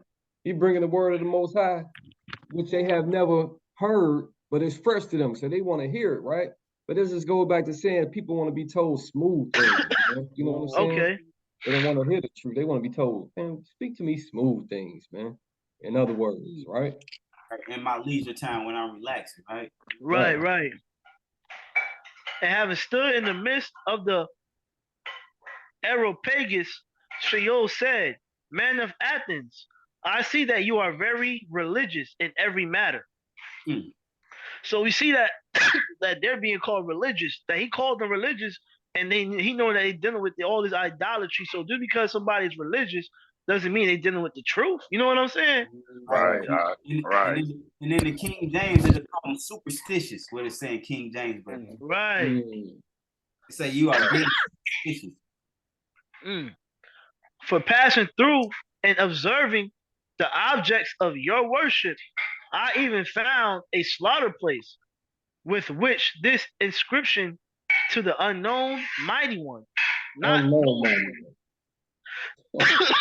to the unknown mighty one, not knowing then whom you worship, I make him known to you.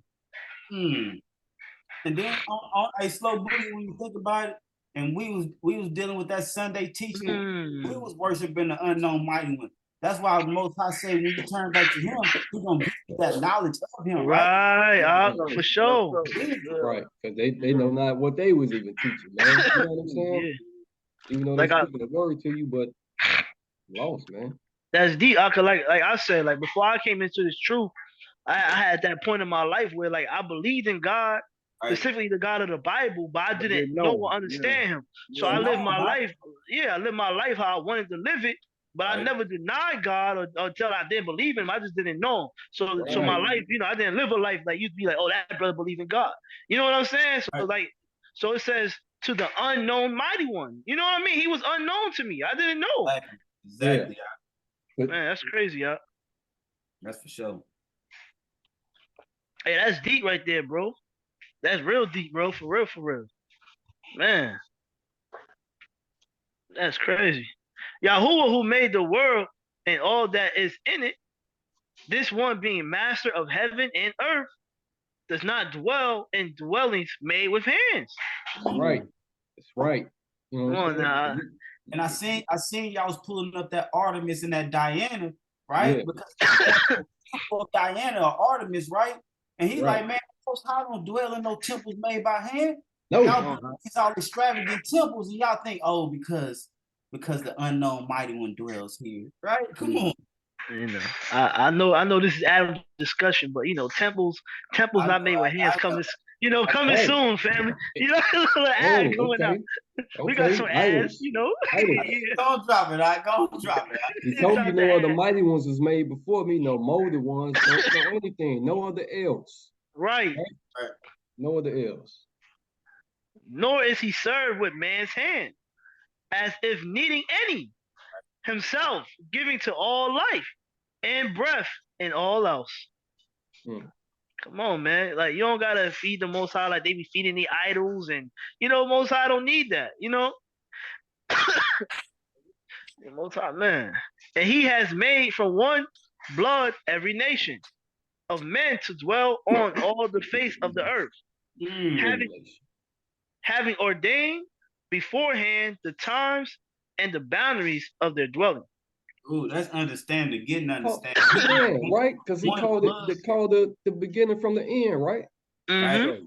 Right. Then I like how you say, and he has made from one blood every nation of men. Understanding, getting understanding. Who was that one blood that all nations come from? Adam. Ooh, wee. Hey, hit that 26 again, huh? Go back. 26 one more time, huh? Come on. You can't just do that. Yeah, come on. And he has made. Come on. And he has made for one blood every nation of men to dwell on all the face of the earth. Because we all come from Adam, like I just said. Come on, man. Come on, y'all. I'm gonna say law on that. But let's do it. Y'all. Come on, man. Having ordained beforehand the times and all and the boundaries of their dwelling. Because he set up the nations. You know, he separated the nations, right? Then set up their boundaries too. There's no coincidence that Yefeth went north. There's no coincidence that the Hamites went to Ophir, or what they call Africa, right? There's no coincidence with Shem landed up, right? Yes, sir. He gave everybody their lands. Right. You know, come on. We could read that. You know, the Most High separated the nations, man. He the one who. So they try to say, "Oh, we all one," but the Most High said, "You're this, you're that, and you're that." You know what I'm saying? And that separation that go back to when we was dealing with that race mixture too on the cool. Exactly. It goes back to that race mixture. So people can say we all one, but at the end of the day, no, you're not. All right, let's go. To seek the master, if at least they would reach out for him and find him, though he is not far from each one of us. Right. Come on, man. This is come on. Find him. Yeah. Man. For in him we live and move and are, as also some of your own poets have said. For we are also his offspring. So Ephesus in the Ephesus, however you want to say they town name, even your own poets, right? Even your own poets say, "For we are also his offspring." Come on. And that goes back to when we was talking that one lesson. I forgot what thing about. We was talking about Moab when it was like, "We are your brethren from Lot." You know what I'm saying? Right. Yeah. So they know they're offspring then, right? Right. Man. Now then, since we are the offspring of Elohim, we should not think that the Elohim is like gold or silver or stone, an image made by the skill and thought of man. Right. Excuse me. So he don't deal with idols then, pretty much, right? No stones, no idols, no nothing. I think I'm missing the verse. Okay, you're going back. It's just like when y'all played that witch video. 29. Yeah. All them idols you just read 29, didn't you, right? I think we just so. read 29. So we just got Okay. Acts 19, 23, 24, and then you hit that video. I'll Hey, finish. Read 24, 23, 34. 19, 23 through 34. I'm sorry. 23, Okay. 34. Okay. Real good lesson, little brother. It is. Yeah, it is. Yeah. I think Marvin was saying something. No, I was gonna say on that Exodus 20 and 25. I don't know if you did y'all. I don't know if you had covered that before Exodus 20 and 25, but it said, "When you make an altar of stone, you shall not build it of hewn stone. For if you lift up your tool upon it, you have polluted it." That's why he said you shouldn't use man's hands to build his temple. You know what I'm saying? Yeah, that's Because what as soon as you lift that tool up, you polluted it. right. You make it a graven image. You start making Exactly. I'm about to say that. You know, start carving it. Yeah. You know, Exactly. messed up the natural. Yep. So that was Exodus 20 and 25. Come on, man. Man. We're reading 23 to 34. Yes, sir. And about that time, there came a great commotion about the way. For a certain man named Demetrius, a silversmith, who made silver shrines of Artemis. Artemis, right? Artemis. Yes, sir. Who's Artemis? Ain't that a god? One of the Greek gods? So Artemis is who they honored and worshipped over there in Ephesus. You know what I'm saying? They sold all of those pieces of Artemis, who was also Diana. Right. So the dude makes idols right here. Provided no little business to the craftsmen, who having called them together with the, if I scroll down or up or whatever. Yahoo, still in here, right? Yeah, my bad. Oh, okay. I knew you were talking for a reason. I over there sleeping, man. Going to sleep. I ain't read since the first verse. I ain't read since the first Who fault is that? Hey, how you gonna say I ain't read it, but every time it's time to read, like, who put this? What you gotta do is read it. You ain't gotta see. Come on now. Where we at? Provided no little business to the craftsmen, who having called them together with the workers of similar trade, said, "Men, you know that our wealth is from this business." Ooh, come on. Just like that, having fortune telling, making money, fortune telling, right? And making these idols, right? Because they were some silversmiths. They made shrines, right? Yeah. Man, come on, man. And that's why I say, go ahead. One more thing, when I brought that one Exodus 20 and 25, it said about the hewn stone. Well, the definition of hewn is to chop or cut with an axe or pick or tool, or to make or shape or cutting something, a material such as wood or stone. So when you hewn it, anytime you hewn it, that means you building it, cutting it and carving it out and stuff. And the Most High said, don't do that too, right? If you build it Yes, out. sir. Yeah, sculptures, all that. Okay. Let me see that 25 one more time, man. Sorry, we gotta go back. All right. Who having called them together with the workers of similar trade, said, "Men, you know that our wealth is from this business." So let's deal with Christmas. We got Christmas coming up, right? A lot of people, you know, hey, that's making them Christmas trees, and you know, they don't want to hear you. Come on, they don't want to hear you read Jeremiah 10, Deuteronomy 16:21, because now you messing up their money. Ain't nobody gonna buy no trees. Wow. Nobody gonna buy these Christmas trees, man. Right. And then to piggyback on that, look how it is. It's more or less like, yeah, it's all good, because when we in business and we got the same trade, now we compete. But now it's this one brother that can't speak in this word, we gotta team up and gather against him. Cause he messing up our money. Right? Messing up our money. Yeah. Wow, man. Not just my money, but your money too. We got the same trade. For sure. Come on, man. And that's why this knowledge of the truth is not beneficial to this wicked world, because it's going to tear it down. Exactly. You know what I'm saying? Exactly, Right. Bill. Yeah. Right. All praise. Exactly. So, It's gonna tear it down.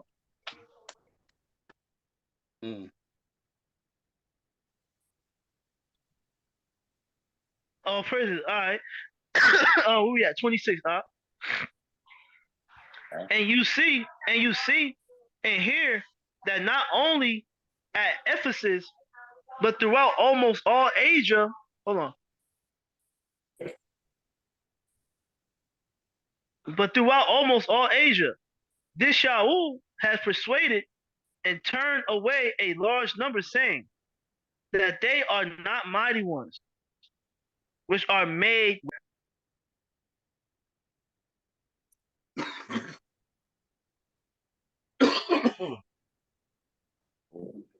What happened? Where I go? 27.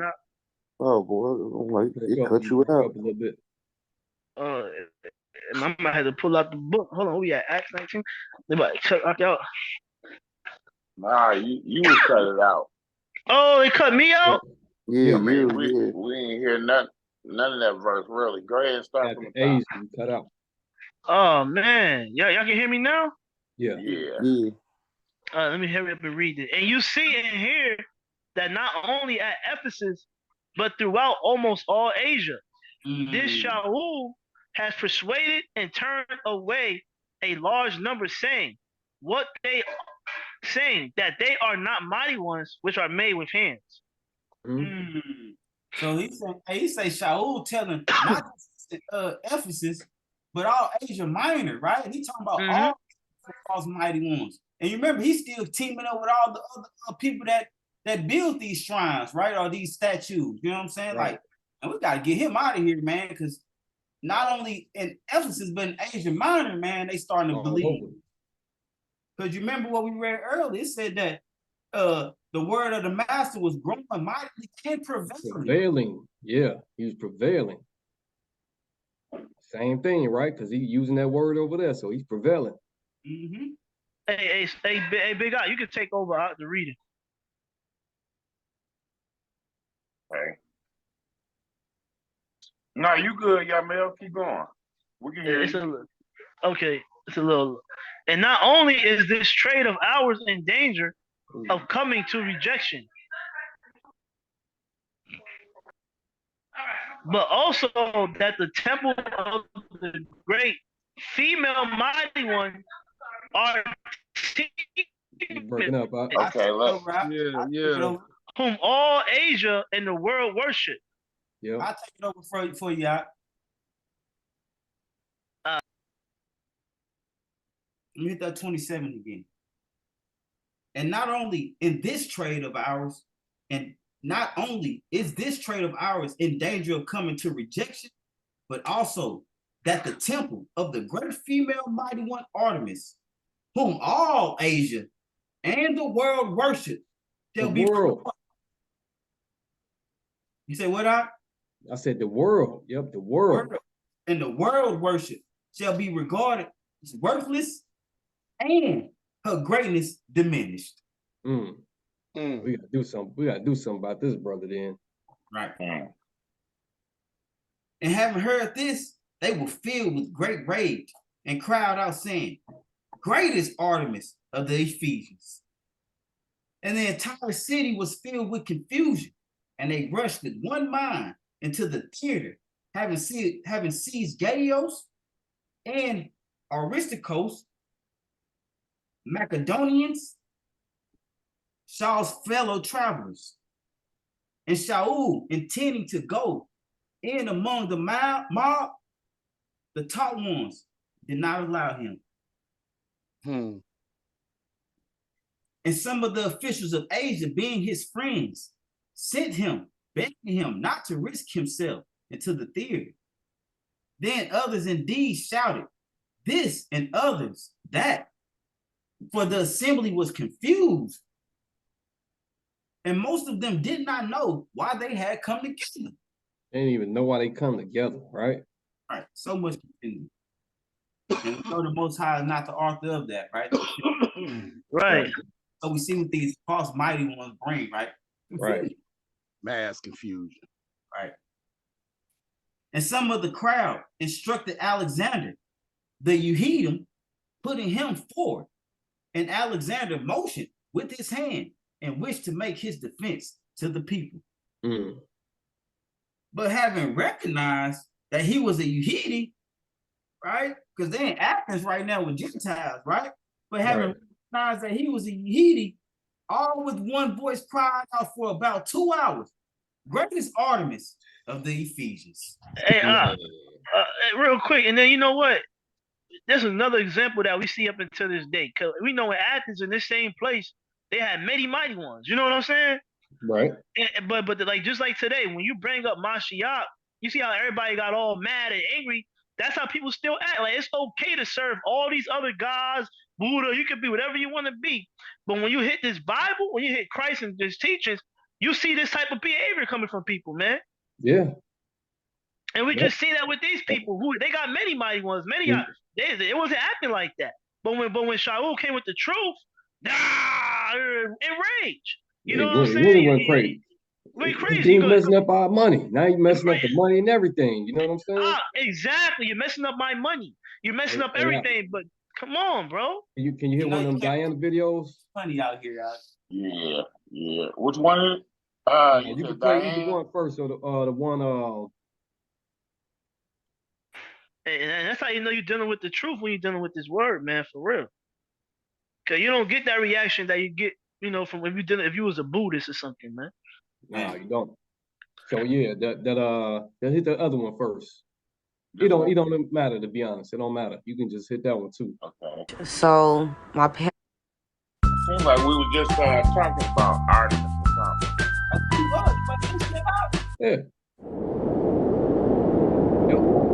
Give a little backstory on it. You know what I mean? It's like people worship that, man. Not even only in Ephesus, Asia, Minor, but the whole world. The temple dedicated to the goddess Artemis in Ephesus was regarded as the ancient world's largest temple. The goddess Artemis was a divinity related to hunting, wildlife, and also a lunar deity. Artemis was deeply worshipped in the Greek world, and her temples were spread throughout the Hellenic world, but the majestic Ephesian temple had no match. Located in Asia Minor, the city of Ephesus is nowadays part of Turkey, and this city had one of the most prosperous seaports of ancient times.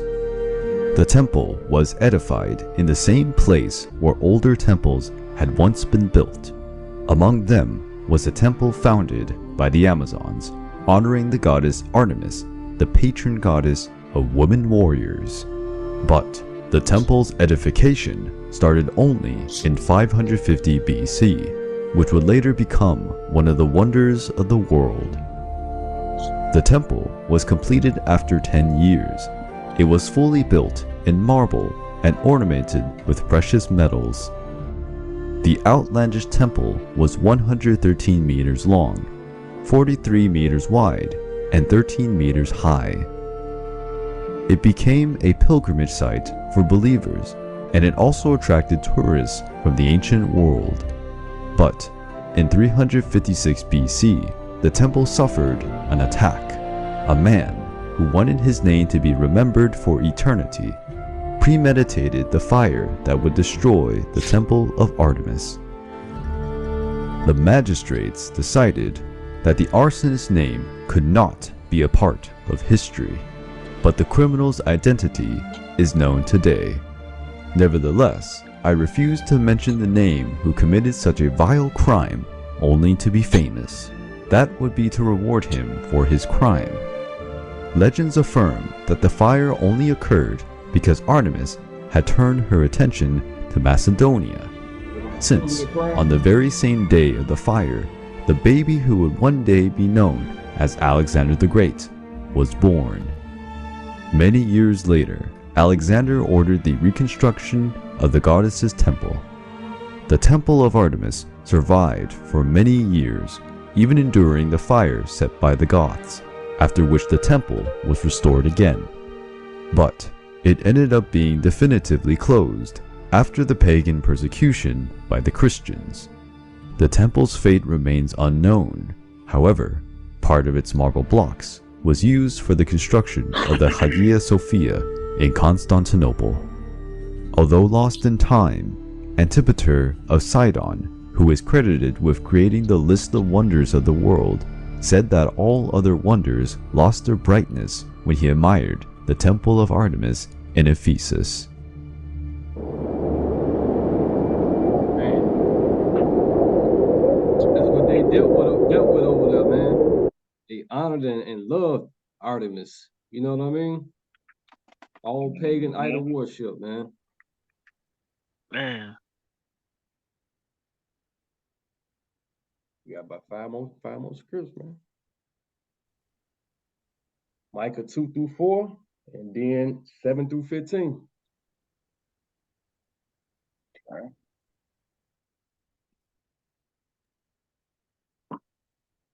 Who isn't it? See? You hit it up. You're right. That's what I'm talking about right there. Uh-huh. That's what I'm You talking hit about right there. Who gonna hit it? All right, You gonna hit it. Want me to hit it? Yes, Yeah, sir. hit You it. act like you wanted to read earlier, huh? I'm confused. Y'all gonna let me read at the end. Quit whining like girlies. You can You have know the what I'm rest. saying? You can have the rest. You say the best for last, man. Yeah, there you go.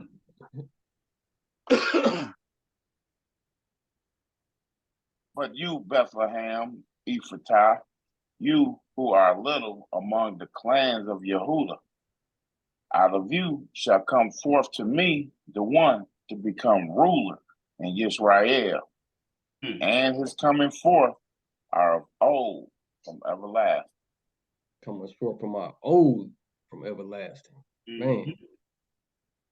Therefore, he shall give them up until the time that she who is in labor has given birth. Wow. And the remnant of his brothers return to the children of Israel. Keep going out. Yep, 2-4. 2-4. All right. And he shall stand and shepherd in the strength of Yahuwah and the excellency of the name of Yahuwah, his Elohim. Man, all praises, man. And they shall dwell, for at that time he shall be great to the ends of the earth. Talking about the Messiah, right? Yeah, but they shall dwell for at that time from the ends of the earth. 7-15. And the remnant of Yaakov shall be in the midst of many peoples, as the dew from Yahuwah, as showers on the grass, which do not wait for man nor delay the sons of man. And the remnant of Yaakov shall be among the nations in the midst of many peoples, like a lion among the beasts of a forest, like a young lion among flocks of sheep, who, if he passes through, shall both tread down and shall tear, and there is no one to deliver. Man. Let your hand be lifted up against your adversaries, and all your enemies be cut off. And that's kind of like that psalm that we read earlier.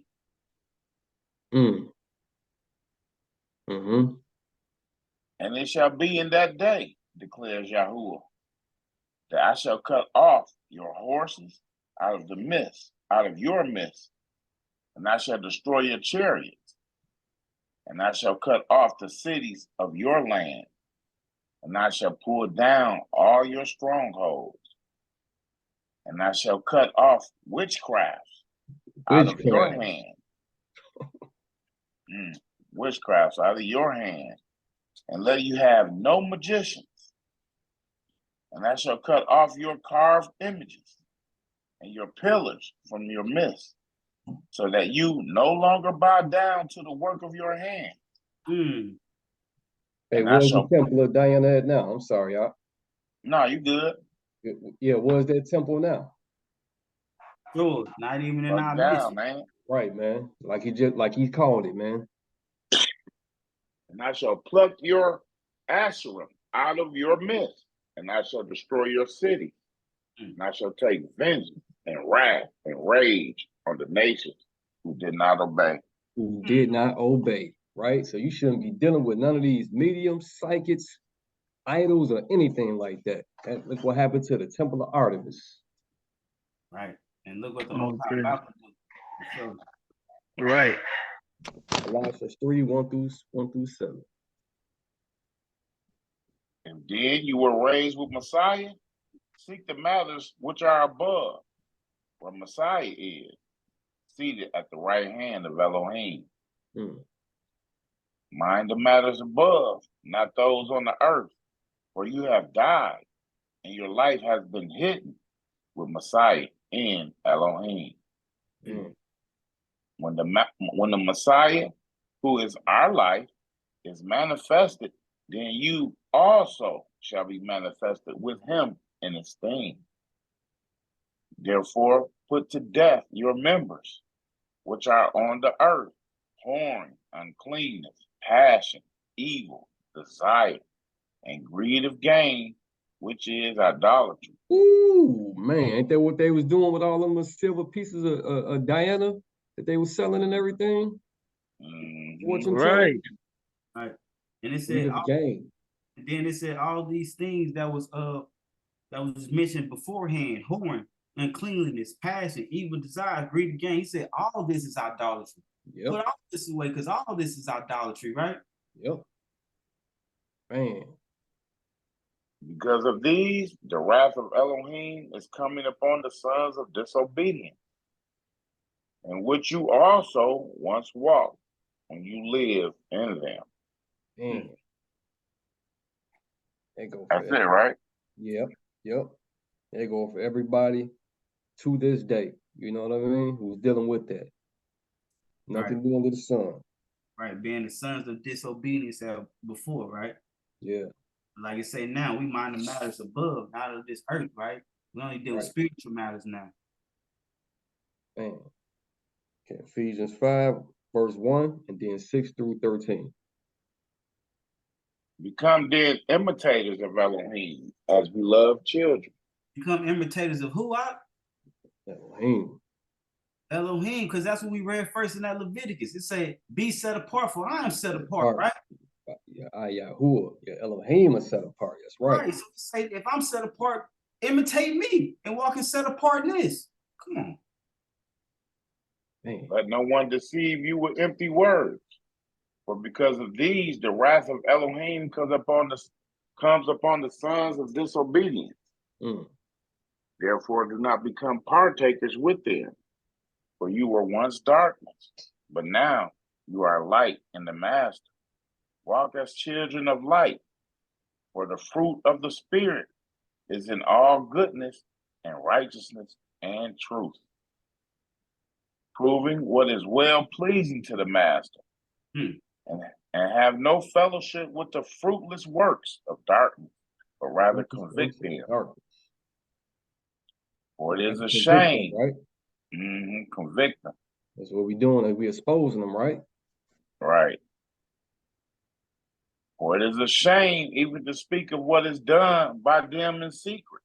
But all matters being convicted are manifested by the light.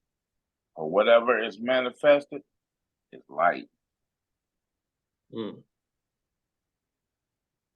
So, okay, then we got that Galatians 5, 16 through 21.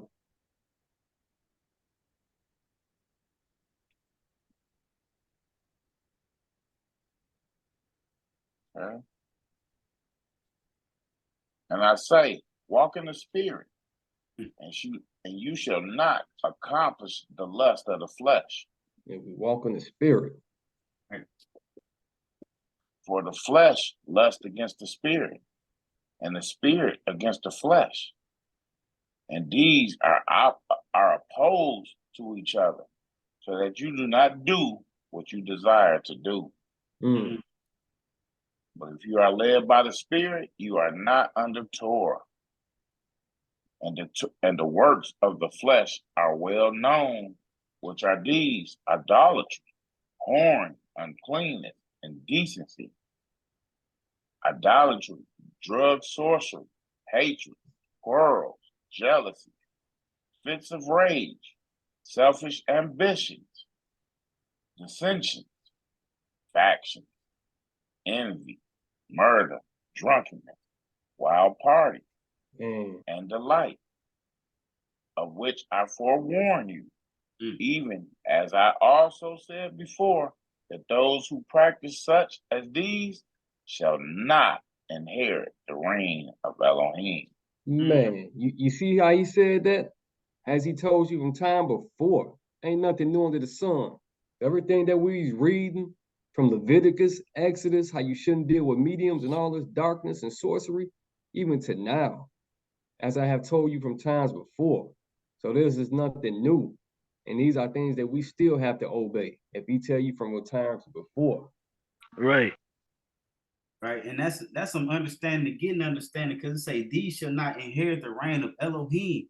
And I had a conversation with a brother earlier this week, and he was like, did the scripture say, if I confess with my mouth and believe in my heart, I shall be saved?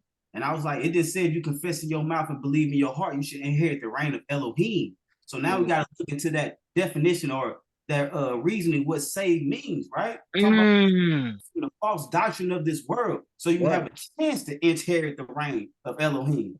Right, because he said he bring his gift with him, right? When he comes, he bring his gift with him. And that's why we have to endure unto the end. So you just can't say you saved and just go and do what you're gonna do. Right.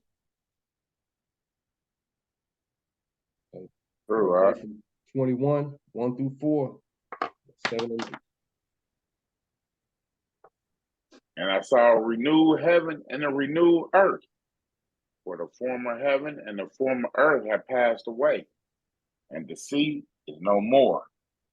And I, Yahachanan, saw the set-apart city, renewed Jerusalem, coming down out of heaven from Elohim, prepared as a bride adorned for her husband. And I heard a loud voice from heaven saying, see, the booth of Elohim is with men, and he shall dwell with them. And they shall be his people, and Elohim himself shall be with them, and be their Elohim. And Elohim shall wipe away every tear from their eyes, and there shall be no more death, nor mourning, nor crying, and there shall be no more pain, for the former matters have passed away. And you could take a deep breath on that, knowing that. You know what I mean? We're gonna have joy like them lions had. You know? Like right? Like a child, man, adoring for his master. Man. The one who overcomes shall inherit all this. And I shall be his Elohim, and he shall be my son. That's why we should endure to the end. All right. But as for the coward and untrustworthy and abominable and murderers and those who whore and drug sorcerers and idolaters. That's some incantations right there. That's some incantations right there. That drug sorcery, right? Yeah. And idolaters and all the false, their part is in the lake which burns with fire and sulfur, which is the second death. That's what we said the witch gonna be. That witch that we showed earlier, that's what y'all say she gonna be. Man. And the fire. Okay. Revelation 22. Revelation 22, 11 through 15. He who does wrong, let him do more wrong. He who is filthy, let him be more filthy. He who is righteous, let him be more righteous. He who is set apart, let him be more set apart. It could be more set apart. Praise Yah. And see, I am coming speedily. and my reward is with you. Huh. To give each to according to his work. To give to each according to his work. And the Alpha and the Tau, the beginning and the end, the first and the last. Blessed are those doing his commandments, his command, so that the authority shall be theirs unto the tree of life, and to enter through the gates into the city. But outside are the dogs, and those who enchant with drugs, and those who whore, and the murderers, and the idolaters, and all who love and do falsehood. Man, I reading that scripture again when it say enchant with drugs, it make me think about again that witch that we just watched, and whatever she was burning or something. You feel me? It was like an incantation. You know what I'm saying? Some type of spell. You feel me? Right. Yep.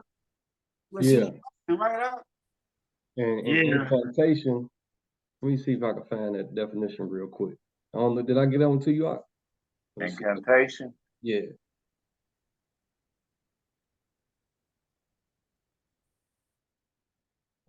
I don't think I did.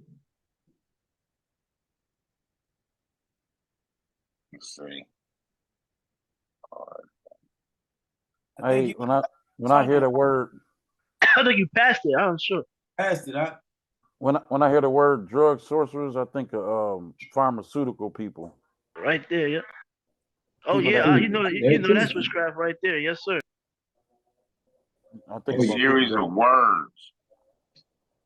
My bad. Go ahead, my part, Marvin. No, I say when I think of drug sources, I think about people that own the pharmaceutical companies and stuff. Yeah. You know, that's what I think about. Got people drugged up, man. Incantations, a series of words said as a magic spell or charm. The use of words as a magic spell. Man, so you can do an incantation to raise the dead. So they, you know what I'm saying, they gonna call up a false spirit, a familiar spirit. That's what they're gonna do. All right, man. Last one, man. Ephesians 6:11-18. Okay. Put on the complete armor of Elohim for you to have power to stand against the schemes of the devil. All schemes of the devil, right? All schemes of the devil. Because we do not wrestle against flesh and blood, but against principalities, against authorities, against the world rulers of the darkness of this age, against spiritual matters of wickedness in the heavenlies. Because of this, said against physical matters. What did it say against physical matters? Spiritual matters of wickedness in the heavenlies, right? So that's when that Colossians that we read earlier, right? It said, mind the matters that's above, right, in the heavens, and not the matters of this earth. That's what we're dealing with, right? Right. Spiritual matters. Go ahead, I want that. Because of this, take up the complete armor of Elohim, so that you have power to withstand in the wicked day. And having done all to stand, stand. Then, having girded your waist with truth, and having put on the breastplate of righteousness, truth, and having fitted your feet with the preparation of the good news of peace. Above all, having taken up the shield of belief, with which you shall have power to quench all burning arrows of the wicked.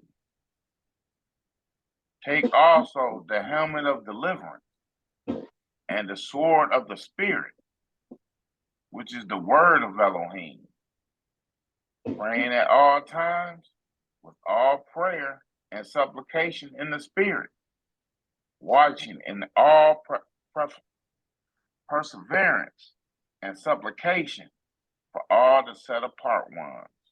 All the set apart ones. This is why we should be set apart, man. You know what I'm saying? So that we may endure to the end. So we have to wear that truth, man. You know what I'm saying? At all times, man. To avoid the schemes of the devil. As since the beginning. You know what I'm saying? Mm-hmm. Oh, Praise good, huh? man.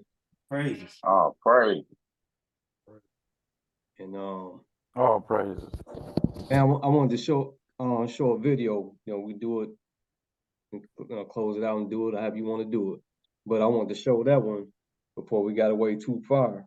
You know, when we was dealing with the mediums and everything, you know, say nothing to play with, because people still try to do these things, man, and they know what's going on. Okay, which one you want to see, huh? The one up there with Kevin Gates. With Kevin Gates? Okay. Yeah. Remember you saw this a while back, Yamil? Oh. Yeah. Is that a disappointing O? No, I mean, I just, like I say, to each his own, you know? I know. Man, You cute. Look at her. That's a slap. I want a kid. No, with takeoff. You look at her. She's so sweet. Hey, she powerful too. Yeah, I did magic on my brother yesterday. Don't talk, sweetheart. It's okay. You're a silly man. I can talk to kids. She powerful. I know. Cause you know, that's a lot of people right there. She's sweet to kids, I swear. I like her hair. Hey. Catch that? Why you don't never just talk for yourself? Why you always talk through your familiar?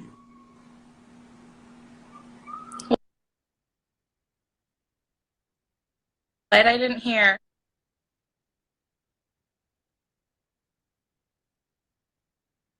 I say, why you always talk through your familiar? You know, you supposed to give them the orders. They don't supposed to give you the orders. You the controller. You know, I got 10,000 names right now. I know. Yeah, at my command. At my command. Oh, well, man, get out of here, man. Real talk. Ew, I know. Something happened to my phone.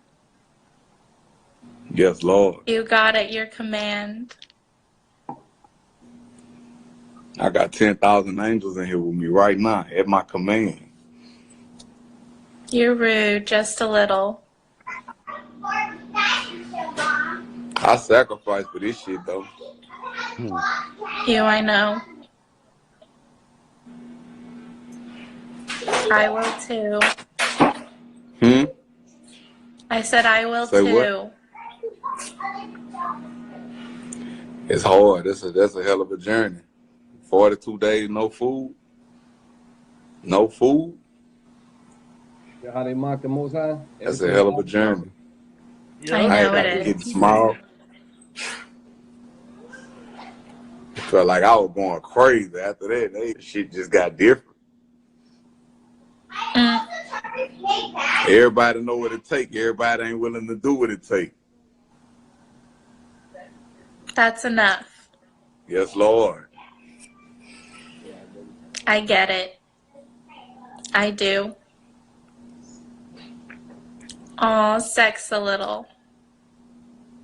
Take your shirt off. No, keep it off. Oh, you're cute. That motherfucker silly. That motherfucker makes sense for 1 minute, then go back being silly. Ugh, I know she does. I command you. Ugh, you're good. Don't say command. Why I can't? I get orders. I'm in charge. If I'm a noodle. But man, you can stop it if you want. I just wanted to say Almost. That's crazy though. It is. Yes, Lord. I'm over 3,000 years old. I'm up in rank. Kevin Gates be tweaking. I'm up in rank. So now he talking. Hey, that nigga wicked, man. I'm up in rank here. Yes, Lord. I'm up in rank. Did I laugh? And we know what that Lord mean.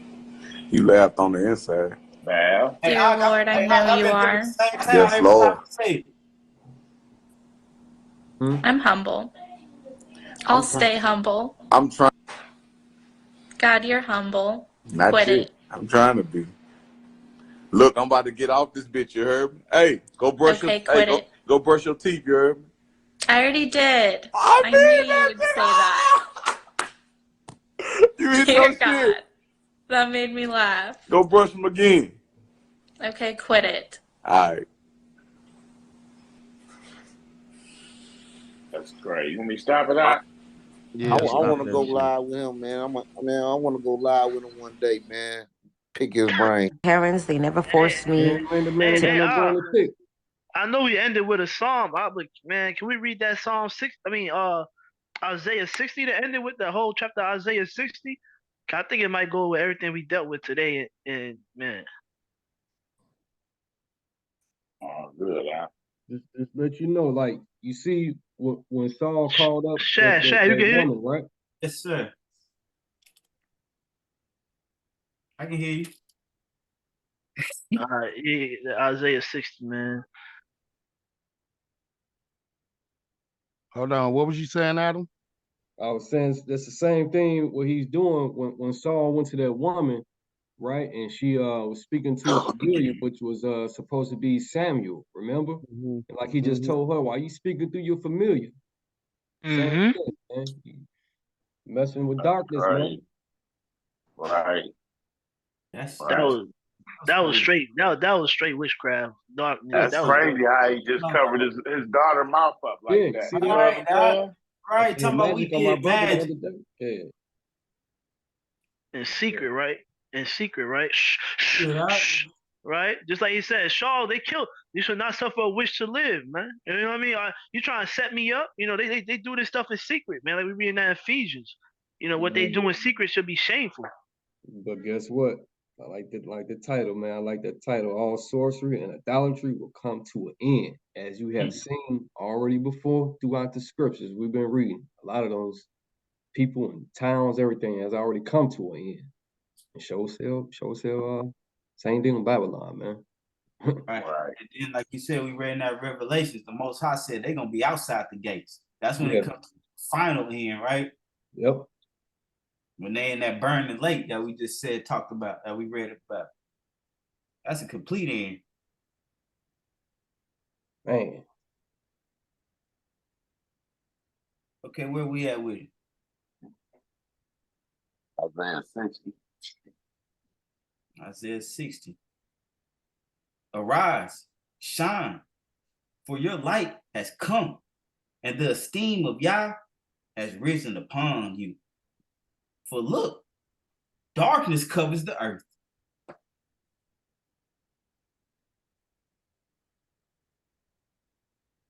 And thick darkness, the peoples. I had to say loud on that from thinking about this dark world right now. Yeah, so I had to think about that too. And that video we just watched, you know? Darkness covers this earth, Doc. It's hard to find righteousness. That's why we always talk about this assembly and understand how the Most High blessed us with this assembly. Because darkness covers this earth. A thick darkness, right? A thick darkness, right? Man, praise Yah. Yeah. Blindness, for sure. And the nations shall come to your light, and sovereigns to the brightness of your rising. All right, pay attention. Yeah, finish that too, huh? Oh, I ain't finished it? My bad. I'm gonna read it started at the top. For look, darkness covers the earth, and thick darkness the peoples. But Yah arises over you, and his esteem is seen upon you. And the nations shall come to your light, and sovereigns to the brightness of your rising. Lift up your eyes all around and see, all of them have gathered. They have come to you. Your sons come from afar, and your daughters are supported on the side. Then you shall see and be bright, and your heart shall throb and swell. For the wealth of the sea is turned to you. The riches of the nations come to you. A stream of camels cover your land. The dromedaries of Midian and Ephah. All those of Sheba come, bearing gold and incense, proclaiming the praises of Yah. All the flocks of Kedar are gathered to you. The rams of Nebaioth serve you. They come up for an acceptance on my slaughter place, and I embellish my esteemed house. Who are these who fly like a cloud and like doves in their windows? Because the coastlands wait for me, and the ships of Tarshish first, and the ships of Tarshish first, to bring your sons from afar, their silver and their gold with them, to the name of Yah, your Elohim, and to the set apart one of Israel, because he has adorned you. Man, he called it, didn't he? Right. And that made me think of that Eshawn song. We ain't leaving Babylon without reparations. They say they silver come with us and they go. Right. And the sons of foreigners shall build your walls, and their sovereigns serve you. For in my wrath I have stricken you, but in my delight, I shall have compassion on you. Praise God. You know, when you read these scriptures, then you talk about that subject of you know, being with a foreigner and all that. You see, this is a physical Israel he's talking about right here. He talking about the seed and not the spiritual Israel. You know what I'm saying? Like Andrew was saying that day. Go ahead. The seed right here. And your gates shall be open continually. They are not shut day or night, to bring to you the wealth of the nations and their sovereigns in procession. For the nations and the reign that do not serve you shall perish, and those nations shall be utterly laid waste. So you see that goes with the Most High sets up those kings, and you know we had to serve our nations under this curse. The Most High put them above us, but He's also going to do. He's going to put them above you, and right, who shall not serve you shall perish. Why? Because His word. You know, if He said it, it's going to be. That's right, man. His word won't come back void. Right. The esteem of Lebanon shall come to you, cypress, pine, and the box tree together, to embellish the place of my place. And I shall make the place of my feet esteemed. And the sons of those who afflicted you come bound to you. And all those who despise you shall bow themselves at the soles of your feet. Shall call you city of Yah, Zion, the set apart one of Israel. Is that where them brothers get that from? They want to kiss the boots out of your feet and everything? Right, but He said He's going to do it. Right. Instead of you being forsaken and hated, so that no one passes through you, I shall make you an everlasting excellence. Hallelujah. Everlasting excellence. That don't stop, huh? Everlasting. A joy of many generations, excuse me.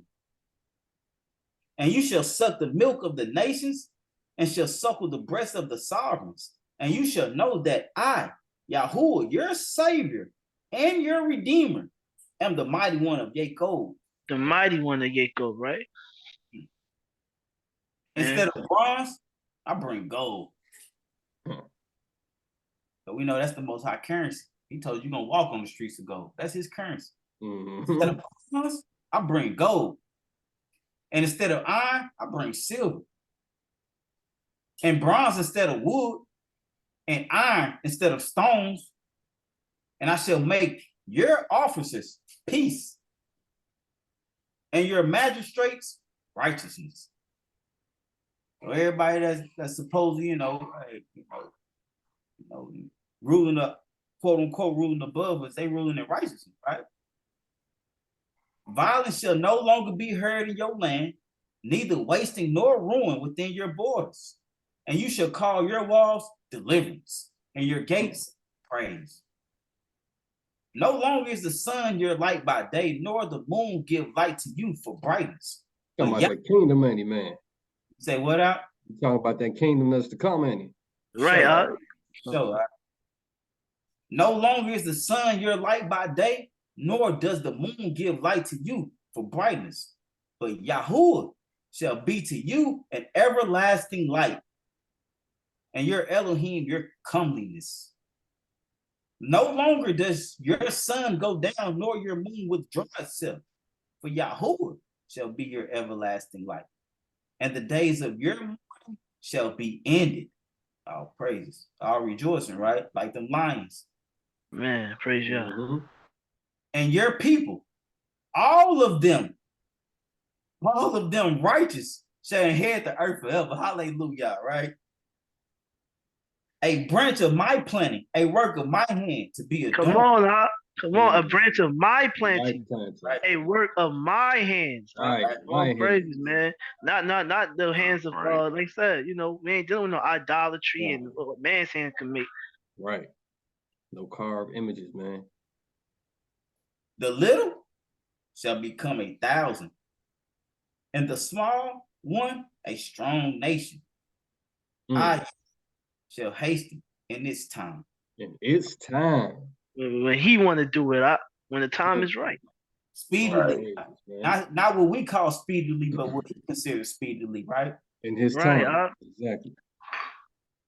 Man. He said the little one shall become 1,000. Man, right? And that's when he said he first chose us. He said, I ain't choose you because you was a large nation like that. You was small amongst all the people. Come on, Man, I like that, man. All praises for sure. That was a good one. Man. See, 13 said, the steam of Lebanon shall come to you, cypress, pine, and the box tree together, to embellish the place of my set apart place. Mm-hmm. And I shall make the place of my feet esteemed. You know how he said, heaven is my throne and the earth is my footstool. And he's talking about his footstool, the earth, right after that. Wow, he gonna make it esteemed, huh? Come on. Mm-hmm. I should make the place of my feet. Oh, wow. Man, all praises, man. That was good, Adam. Man, all praises to the Most High, man. Man, all praise, that was good. All praises. So, man, you close it out, man. You should play that video. You know what I'm saying? Okay. You should end it and play that 10-minute video. I just want y'all to see that. Diana one? No. That brother I had talked to, man. The former Freemasonry guy. Oh, okay.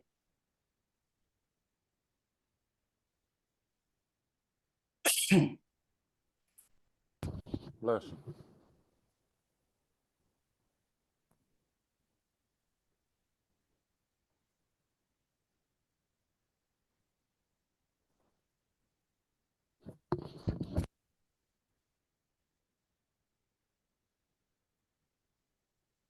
Believe in any religion. All right, brother. You said that you had also Masonic, right? Well, my career in law enforcement, I actually joined the Brotherhood of Freemasons. Okay. How'd you get into that? Man, a lot of cops are involved with that. Really? Oh yeah. It is. It's a thing that I'm not saying you must do, but 95% of them do. You know what I mean? Now, what's the benefit out of it? Like, what's the main purpose? Actually, 95. For me, if you're going to ask me the question, I think it was more like biblical history. Oh, okay. What intrigued me the most was they talked about King Solomon's temple and the Holy of Holies, and I've always been intrigued by it. So this actually exists? Yes, it does. It's the occult. There's nothing to be messing with. Okay. I'm going to tell you straight up. All right.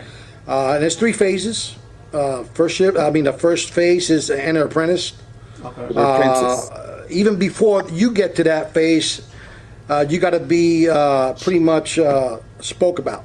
Okay. You know, to be one, you have to ask one. So one of my supervisors, he was a lieutenant, pretty much came up to me and asked me, "Hey, you want to join a club?" And I'm like, "What kind of club is it?" You know what I mean? Right. Well, it's a Freemasons. I did my background, you know, on them and did my research, and I've seen a lot of positive things that, you know, that came out of doing the research. You know, a lot of them donate money to cancer victims and children with cancer, and you know, Shriners, they have their own hospital and so forth. You know, and you know, I was in a position where I'm working with juvenile offenders. Well, why not? Why not do something in the outside? You know what I mean? So my lieutenant spoke for me, and two other of my fellow brothers in blue, and they petitioned. We petitioned for a spot in the Brotherhood, and filled out applications, and they did a background. They do a background on you, see if you're in good standing, or else they won't take you. Wow. What they do is they take men to make them better. That's what they say. But only God could do that. Right. You know, no club could do that for you. That's right. You know, so right around 2006, I'm on my fourth or fifth year on the job.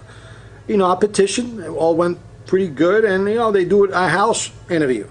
Okay. So, I mean, like 20, 30 people come to my house, and they spoke to my wife because they speak to the females first. Wow. I didn't know why, but they usually do that because you're not going to be around as much when you know, go into meetings, or Wait, hold you on. got to do you know, like take time off to do you know, work as far as donate money for donations, and you know, and so forth. So I didn't see that quite a bit, you know, as far as going out there, you know, doing that type of work first, because you have to go through rituals first.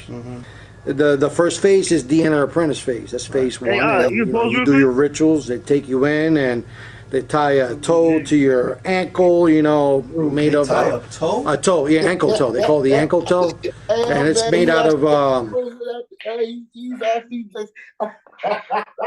And I want to say, like he said that they speak to the female first. That's crazy, huh? Cause we just talked about how they attacked that, you know, like with Adam and Eve. There was no covering. They do that on purpose. Wow. These people is wicked, huh? That's A crazy. good point. That's a good point. We just talked about that, but God, that was it. I couldn't let that just slip by.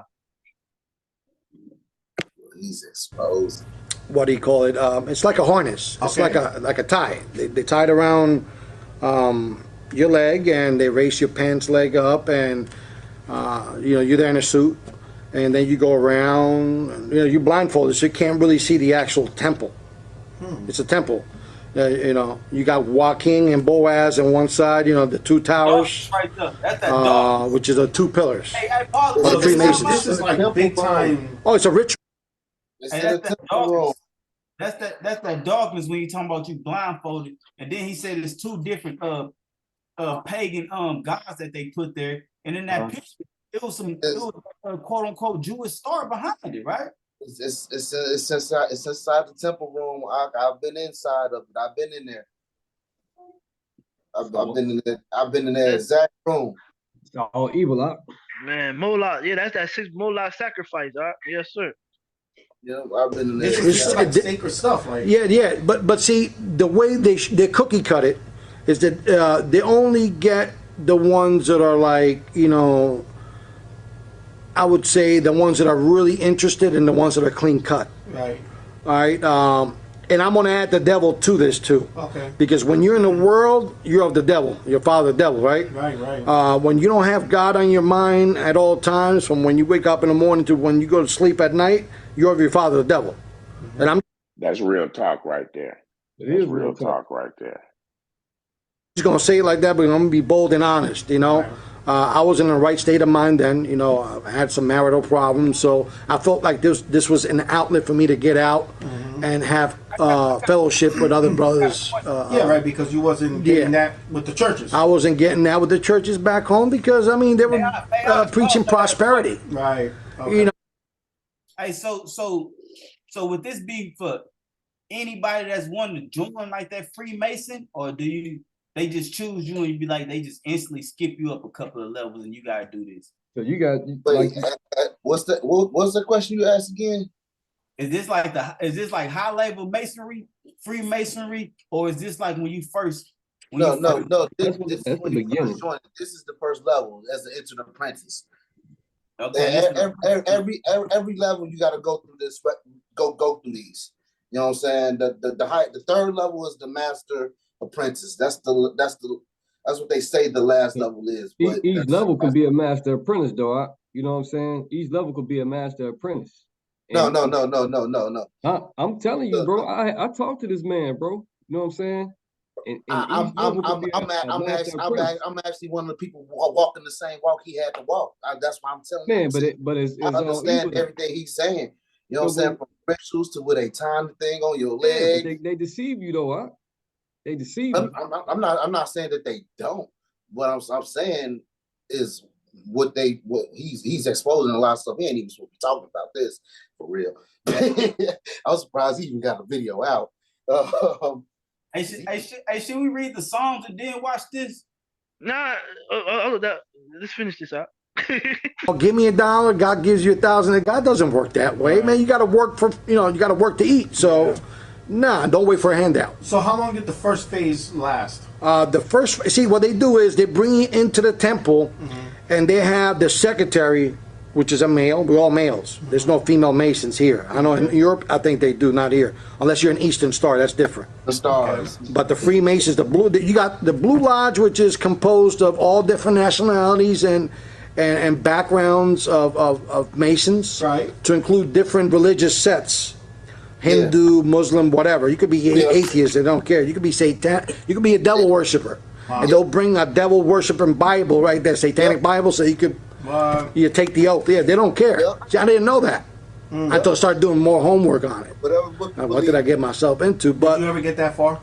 Oh yeah, I became a master mason. Okay. I mean, the highest you go is 33rd, but even at 32nd, see, from the ranks of 30th to 33, which is 3, that's when they divulge the actual truth to you. I got you. Yeah. You know, which they have you in darkness all those years, and then once you start climbing up the rituals and the phases, and you go up the ranks or degrees, we call it.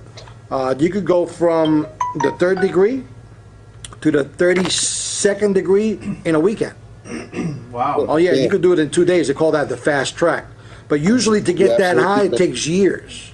Wow. It takes years, but you could do it the other way. You got to pay some money or talk to whoever. I heard that some people, if I might be mistaken, but I know some of these rich people, these Hollywood people, they give land, millions of dollars. Oh yeah. It all depends, because those are called dues, right? Okay. And you talking about occultic, satanic individuals that work in Hollywood,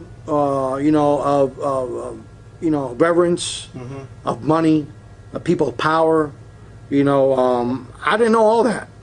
Because when you got scales in your eyes, you can only see so much. Right. But when God removes those blinds off your eyes, you start seeing who's who for what they are.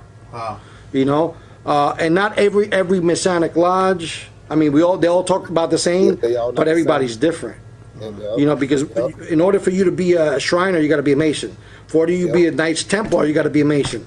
And the more you go up in that pyramid, and the highest you could go is a Rothschild. Right. They're the highest of the highest. Really? Yeah, they're the satanic children of Satan. Wow. They actually sit on the table, and they have a special chair for Satan right there. And he comes and talks to these family members, and they're the ones that the shaking and bakers, I call it. Now this all has to do also with those people who go out and they burn that wooden owl and stuff like that. Oh yeah, you talking about the Illuminati? Illuminati, okay. So right. This has to do with them. Oh yeah, you have to be a Freemason to be there. All the presidents were Freemasons. Okay. A small portion weren't, but they were Jesuits. This is the same thing. Okay. Yeah, even the Pope. They don't, and I'm going to be honest. They don't actually have to do the whole ritual. They have to watch. Right. and because of their power and rank within the church. But it's still controlled by them. Oh yeah, everything is controlled by the white and black pope. So black and white, which is white and black tiles, is where we have our temple. That's where you get that. Yeah, the yin yang. You know, the good versus evil. You got to have one of the balance, and that's the work of the devil. God doesn't work that way. He doesn't manifest that way. That's all the trick of the devil. You know, the devil knows the Bible better than me and you put together, because he was there when God was putting it together. And of course he fell, of course, but he knows. Yeah. He could twist the word of God and make it so clean like honey in your mouth. They say, well, this guy is a man of God. But no, you got to you got to go beyond that, honey. Right. You got to go around it and do your research, because they're going to give themselves up. You know what I mean? A lot of these guys and women, men and women that work in Hollywood, they're all Satanists. I bet. All of them are Satanists. And you know what? Anybody could tell me different. I really don't care, because I know.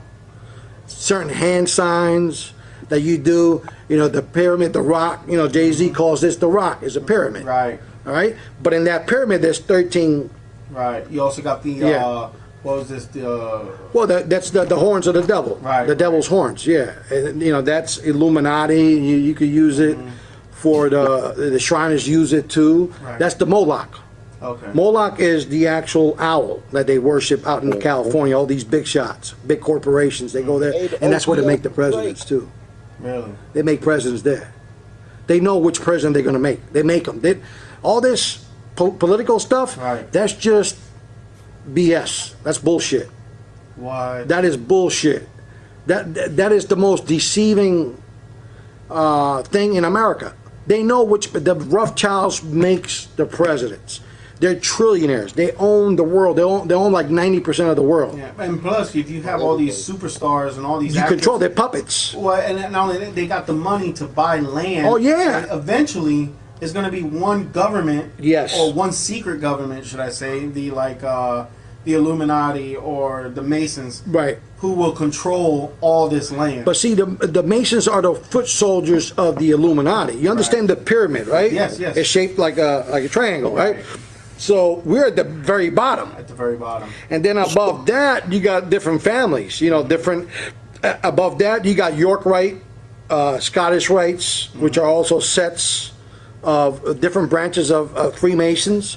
And then you go into Knights Templar, and you got you know, So Shriners. I guess that's where you get the all-seeing eye from. The all-seeing eye is Lucifer. Right. Underneath them is the Rothschilds. Underneath them is the Council of 13, or the Council of 33, or 13. No, 13. Underneath them, you got the Council of 33.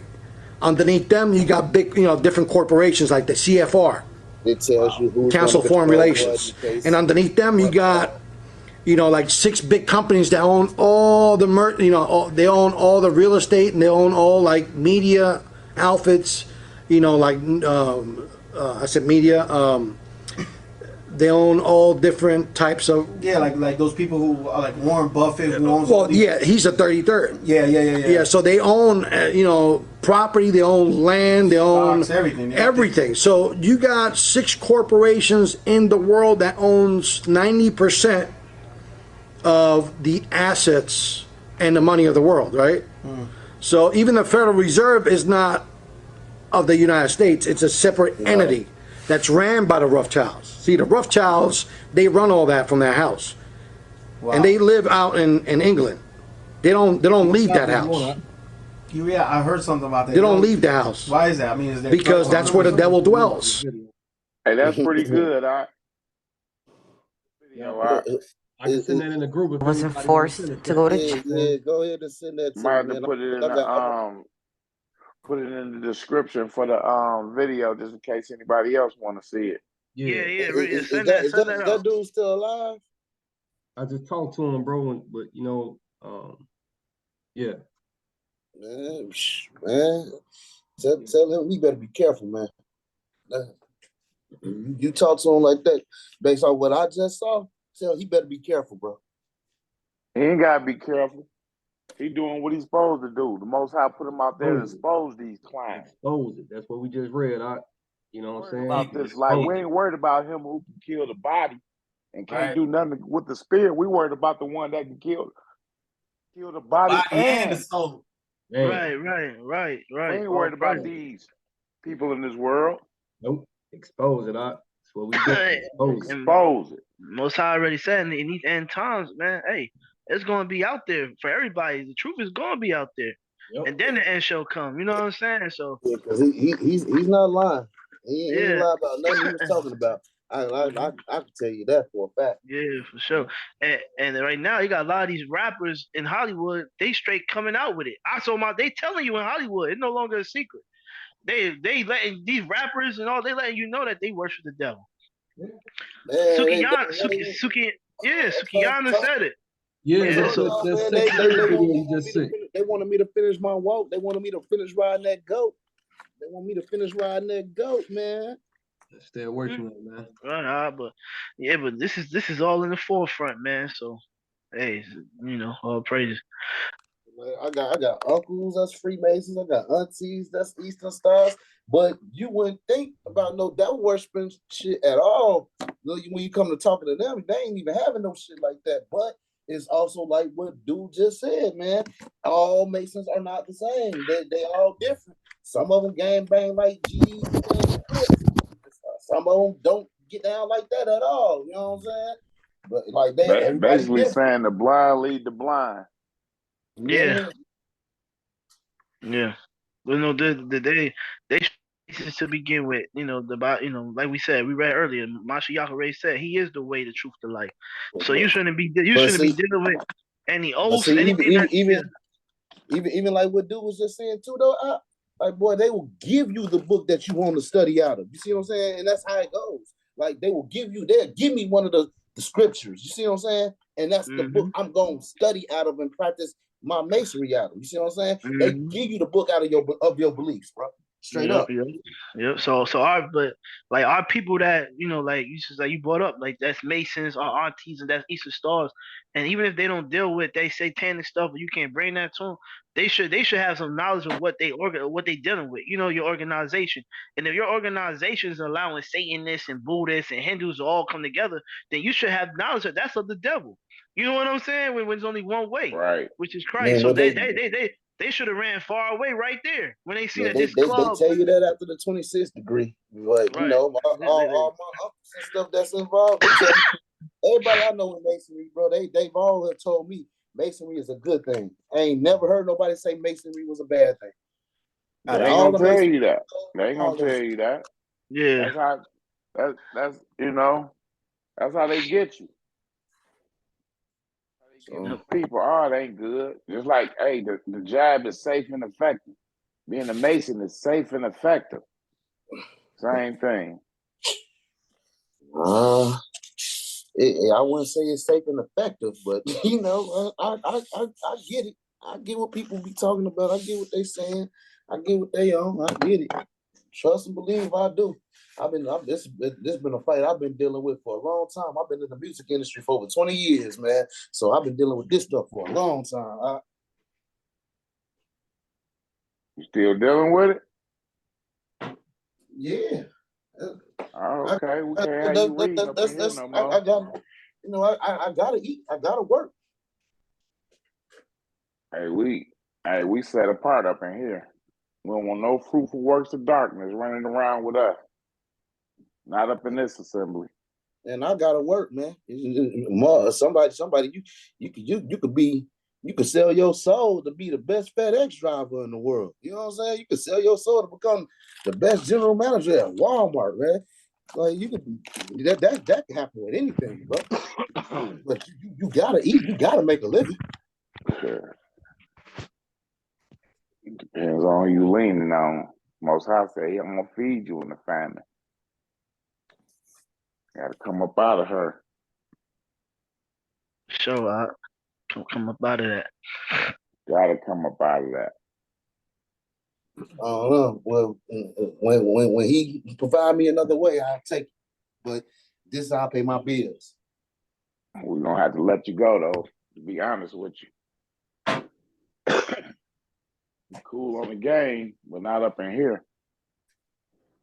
And hey, that's how you feel. That's how you feel, man. Shit. Nah, that's just what it is. I'm just being 100. We ain't gotta have fruitful works of darkness, and we don't want to be involved in none of that. You know, if you choose to You're do not that, you involved, know, that's your work choice. out. Everybody got their free will.